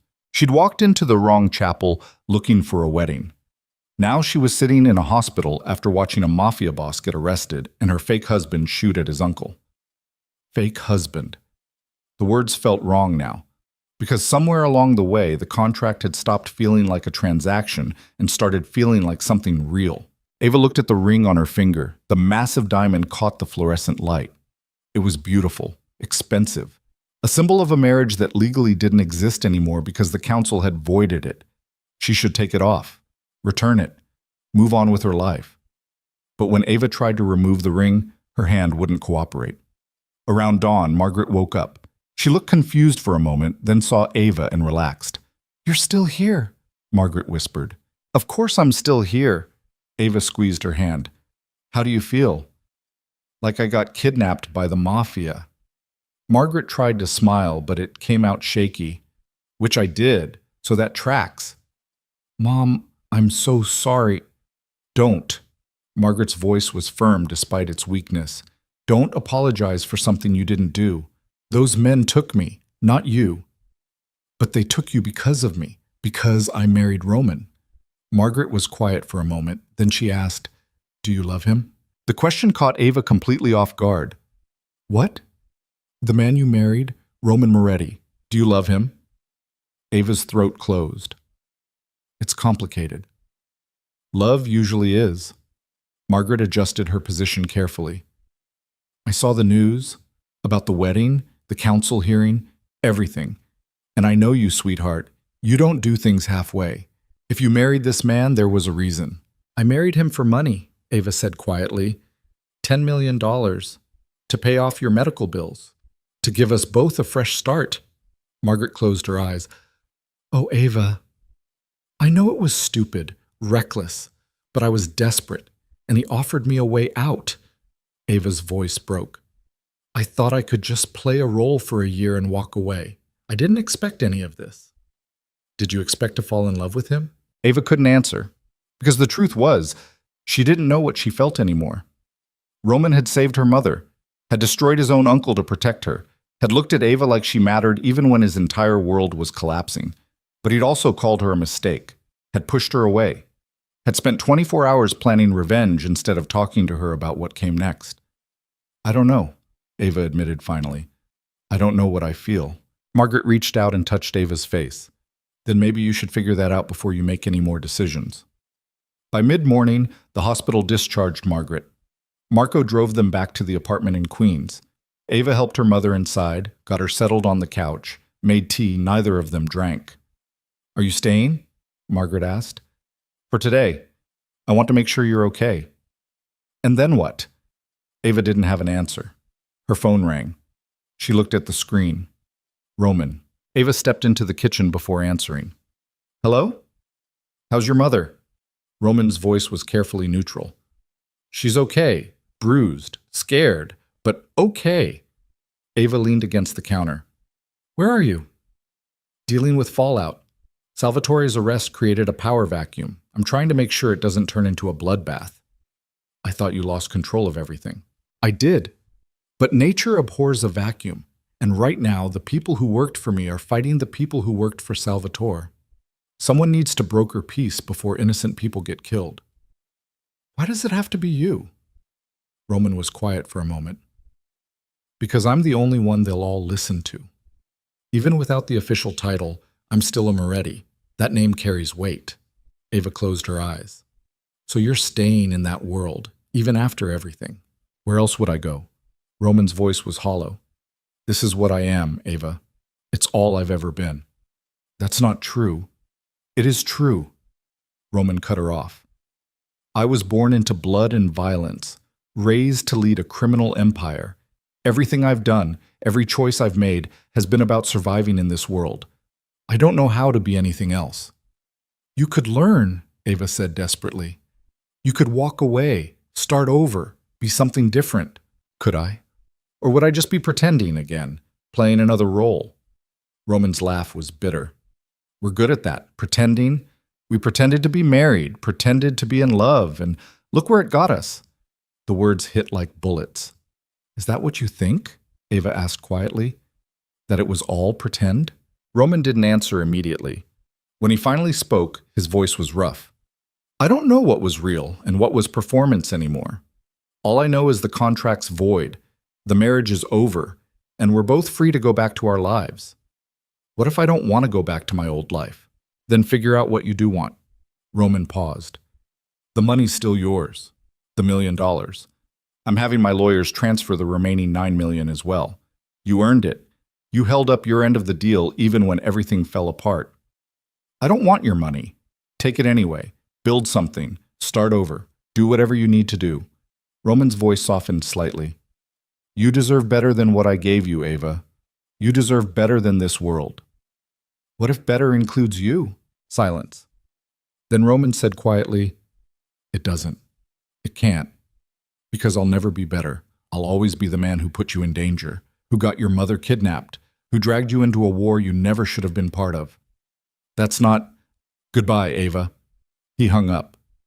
Ava stood in her mother's kitchen, holding her phone, feeling something crack inside her chest. She'd survived kidnapping, federal raids, gunfights. But Roman's goodbye hurt worse than all of it, because it felt permanent. The next 3 weeks passed in a strange fog. Ava stayed with her mother in Queens, helping her recover, trying to figure out what came next. The $9 million appeared in her account exactly as Roman promised. Ava stared at the number until her eyes blurred, feeling like she was holding blood money. She paid off her mother's medical bills, her student loans, the credit cards, donated $1 million to cancer research in her mother's name, put another $1 million into savings, and still had $7 million left that felt like an anchor around her neck. Sarah called repeatedly. Ava finally answered.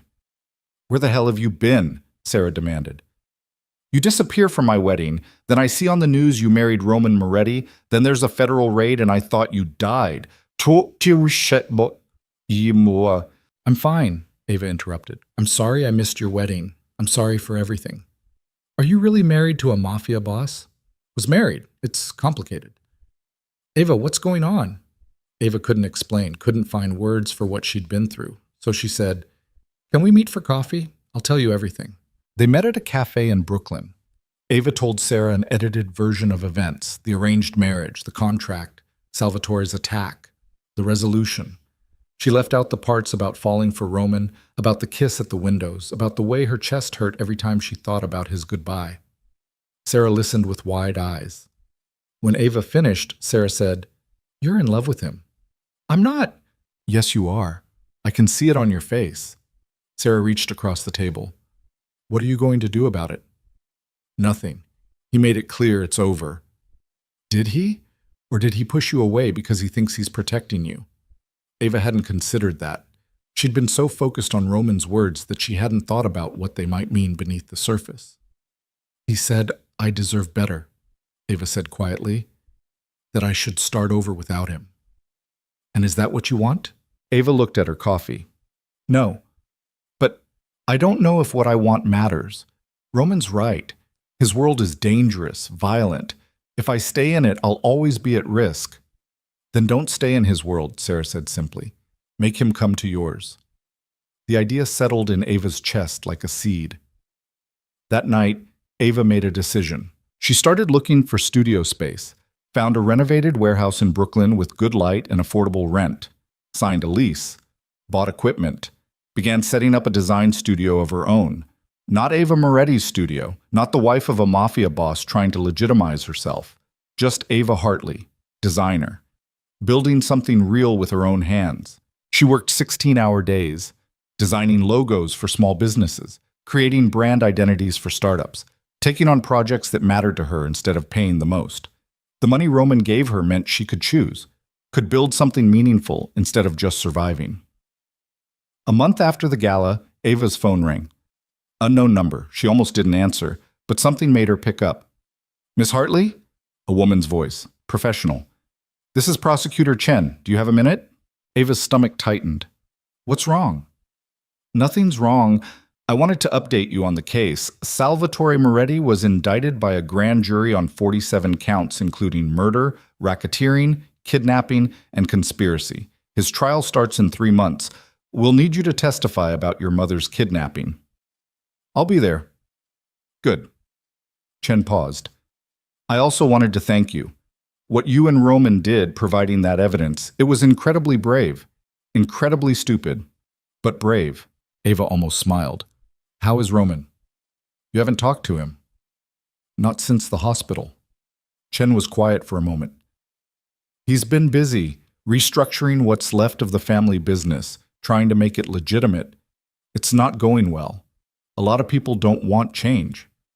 "Is he safe?" "Define safe." Chen's voice was dry. "He's alive, but he's made enemies. People who think he betrayed the family by helping the feds. It's complicated." After Chen hung up, Ava sat in her empty studio, surrounded by design mock-ups and coffee cups, thinking about Roman. Wondering if he was okay. If he ever thought about her. If he regretted pushing her away. She pulled out her phone and opened her contacts. Roman's number was still there. She'd never deleted it.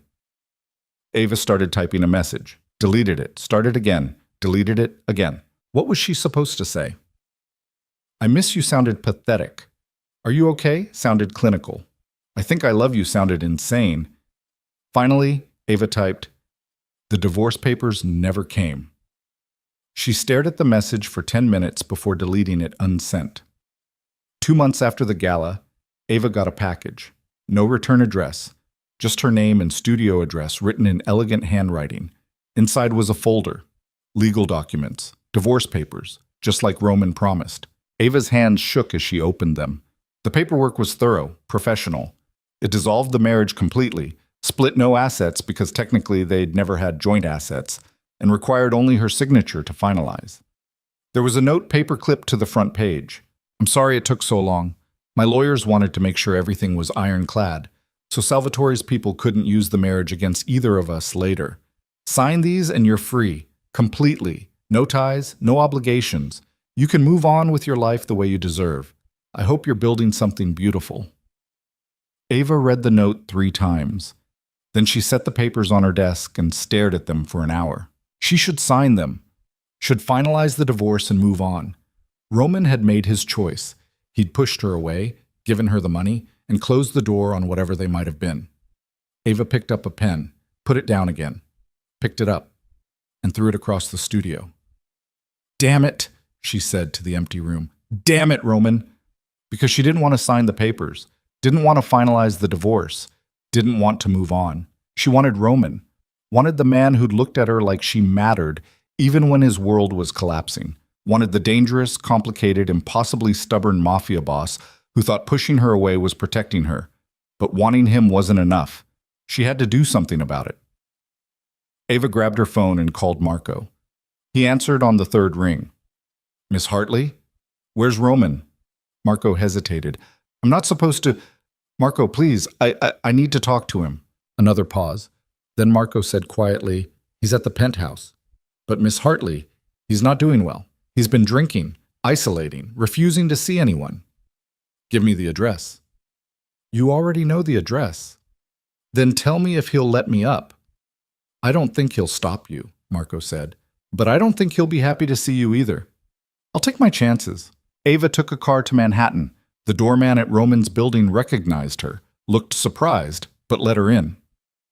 The elevator ride to the penthouse felt like it took hours. The doors opened directly into the apartment just like before. But this time, the space looked different, darker. The curtains were drawn, lights off. The pristine minimalism had given way to something that looked almost abandoned.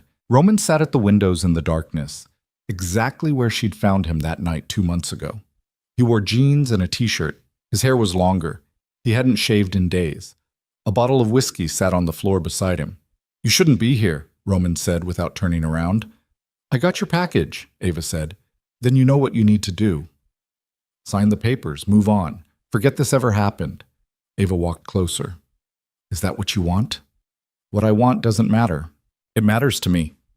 Roman finally turned to look at her. In the dim light from the city below, he looked exhausted, haunted, like he'd been fighting a war alone for too long. "Why are you here, Ava?" His voice was rough. "Because you're an idiot," Ava said bluntly.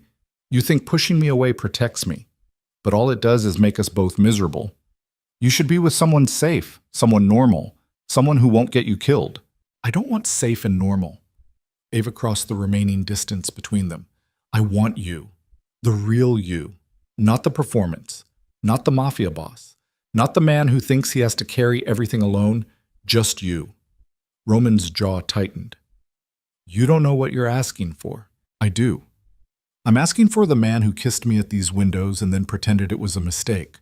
The man who destroyed his own uncle to protect my mother. The man who looks at me like I'm the only thing keeping his darkness alive." Ava's voice shook. "I'm asking for you, Roman. All of you, even the broken parts." "Especially the broken parts," she added quietly. Roman stood slowly. He was close enough now that Ava could see every detail of his face, the scar on his jaw, the exhaustion in his eyes, the way his hands trembled slightly before he shoved them in his pockets. "I'll ruin you," Roman said. "I ruin everything I touch." "Then ruin me." Ava reached out and took his hand, pulled it from his pocket, held it between both of hers. "I'd rather be ruined with you than perfect without you." Roman's control finally cracked. He pulled Ava against him and kissed her like he was drowning and she was oxygen. His hands tangled in her hair, her arms wrapped around his neck. The kiss was desperate, messy, real. When they finally broke apart, Roman pressed his forehead against hers. "I don't know how to do this, how to be with someone without destroying them." "Then we figure it out together," Ava whispered. "No more contracts, no more performances, just us, learning as we go." "It won't be easy." "Nothing worth having ever is." Roman pulled back slightly to look at her. "The divorce papers. I'm not signing them," Ava said firmly. "Not unless you look me in the eye and tell me you don't want this, that you don't want me. And I don't mean the protective bullshit about me deserving better. I mean the truth." Roman's eyes searched hers. For a long moment, he said nothing. Then he smiled. It was small, broken, but genuine. "I can't," he admitted. "I can't tell you I don't want you, because I do. I have since the moment you walked into that cathedral looking terrified. Then stop pushing me away." "I don't know how to stop," Roman said quietly. "Everyone I've ever cared about gets hurt. My parents, the people who worked for me. Elena betrayed me because staying loyal would have gotten her killed. How do I live with knowing that being with me puts you at risk every single day?" Ava cupped his face in her hands. "You live with it by trusting me to make my own choices, by believing I'm strong enough to handle your world, and by letting me help you build something better." "Something better," Roman repeated. "Like what?" "Like a legitimate business. Like dismantling the criminal parts of the empire piece by piece. Like using all that money and power to do something that actually helps people instead of hurting them." Ava's voice grew stronger. "You said you don't know how to be anything but what you are. So become something different. Not overnight, not perfectly, but bit by bit." Roman stared at her like she'd suggested flying to the moon. "That would take years, maybe decades, and it would make me enemies in my own organization." "You already have enemies in your own organization," Ava pointed out. "At least this way, you'd be building something worth protecting." Roman was quiet for a long time. Then he pulled Ava back into his arms and held her like he was afraid she'd disappear. "You really want this?" he asked against her hair. "You want me? Even knowing how impossible it'll be?" "I want you," Ava confirmed. "Impossible parts and all." "Then stay," Roman whispered. "Please, stay with me." Ava pulled back just enough to look at him. "I'm not going anywhere. But Roman, we need to talk about what this actually looks like, what we're actually doing." They moved to the couch. Roman opened the curtains, letting Manhattan's lights flood the space, And for the first time since everything fell apart, they talked, really talked, about the business, about Roman's plans to restructure, about the legitimate ventures he could build, and the criminal ones he needed to dismantle carefully so they didn't explode in his face, about Ava's studio, about her design work, about building a career that had nothing to do with being Roman Moretti's wife, about their marriage, about whether to keep it or annul it, about what it meant to choose each other without a contract forcing them together. The council voided it, Roman said, but technically, the marriage was still legal when we filed the paperwork. We could challenge the council's ruling, make it stick. Or we could let it stay voided, Ava suggested, and then get married again, for real this time. No contracts, no deadlines, just us choosing each other. Roman looked at her like she'd surprised him. You'd want that? After everything? Not right now, Ava said honestly. We need time to figure out who we are without the pressure, to build something real. But someday? Yes, I'd want that. Someday, Roman echoed.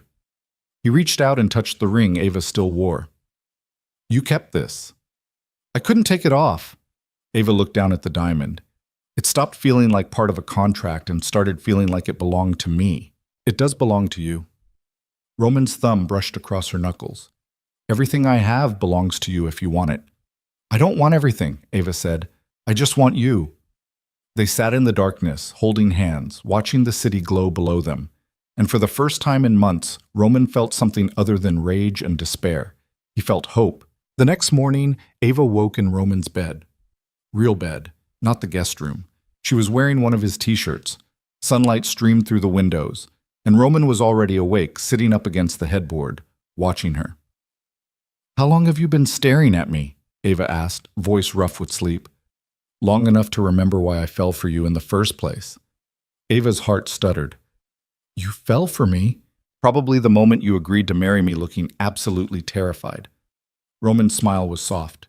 You were so brave, so desperate, and I knew immediately you were going to wreck me. Did I? Ava asked. Wreck you? Completely. Roman leaned down and kissed her forehead. And I wouldn't change a single thing. They spent the day together. Roman showed Ava the parts of his business he wanted to legitimize. Real estate holdings, investment portfolios, import companies that could operate without criminal connections. It would take time, careful planning, but it was possible. Ava showed Roman her studio space, the design she'd been working on, the clients she'd taken on, the life she was building that had nothing to do with his world. This is good, Roman said, looking around the studio. This is you, not performing for anyone, just creating. That's the goal, Ava said, to build something that's mine, that stands on its own. Roman turned to her. Can I invest in it? Not as your husband, as someone who believes in what you're building. You want to invest in my design studio? I want to invest in you, Roman corrected. In your talent, in your future. If you'll let me. Ava considered it. Only if it's a real investment, market rates, professional terms, no special treatment because we're together. Roman smiled. Deal. They shook hands like business partners. Then Roman pulled her close and kissed her like she was the only thing that mattered. 3 months later, Salvatore's trial began. Ava testified about her mother's kidnapping. Roman testified about the murder of his parents and the evidence he'd gathered over 20 years. Chen's case was airtight. The jury deliberated for 6 hours before returning guilty verdicts on all 47 counts. Salvatore was sentenced to life in prison without possibility of parole. Roman watched the verdict without expression. But when they left the courthouse, Ava saw his hands shaking, saw the way he leaned against the car like his legs wouldn't hold him. It's over, Ava said quietly. He's gone. He can't hurt anyone anymore. I know, Roman's voice was rough. I just keep waiting for the relief, the satisfaction, but all I feel is tired. That's normal, Ava said. You've been fighting him for 20 years. Your body doesn't know how to stop yet. Roman looked at her. How do you always know what to say? I don't. I just know you. Ava took his hand. Come on, let's go home. Home. The word felt right now. The penthouse had stopped feeling like a cage and started feeling like a place they built together. Ava kept some of her things there, her design equipment, clothes, books. But she also kept the studio in Brooklyn and the apartment in Queens where her mother still lived. Balance. That's what they were building. A life that existed in both worlds without being consumed by either. 6 months after Salvatore's conviction, Roman made a decision. He called a meeting of what remained of his organization. About 30 people showed up. Former soldiers, associates, people who'd worked for his father and stayed loyal through everything. Roman stood at the head of the table in a conference room he'd rented specifically for this. "I'm dissolving the family," Roman said without preamble. "The criminal parts, all of it. I'm keeping the legitimate businesses, real estate, investments, import operations that operate legally, but the protection rackets, the underground gambling, the gray market operations, all of it ends." The room erupted. People shouted, argued.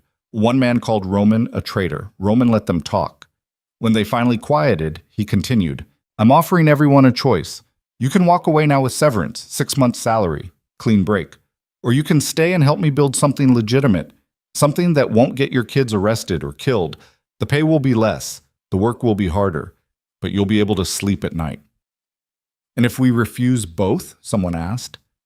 "Then you become my enemy," Roman said simply, "and I'll make sure you don't operate in this city again." It was a threat, but it was also respect. Roman was giving them the choice he'd never had. In the end, 20 people walked away. 10 stayed.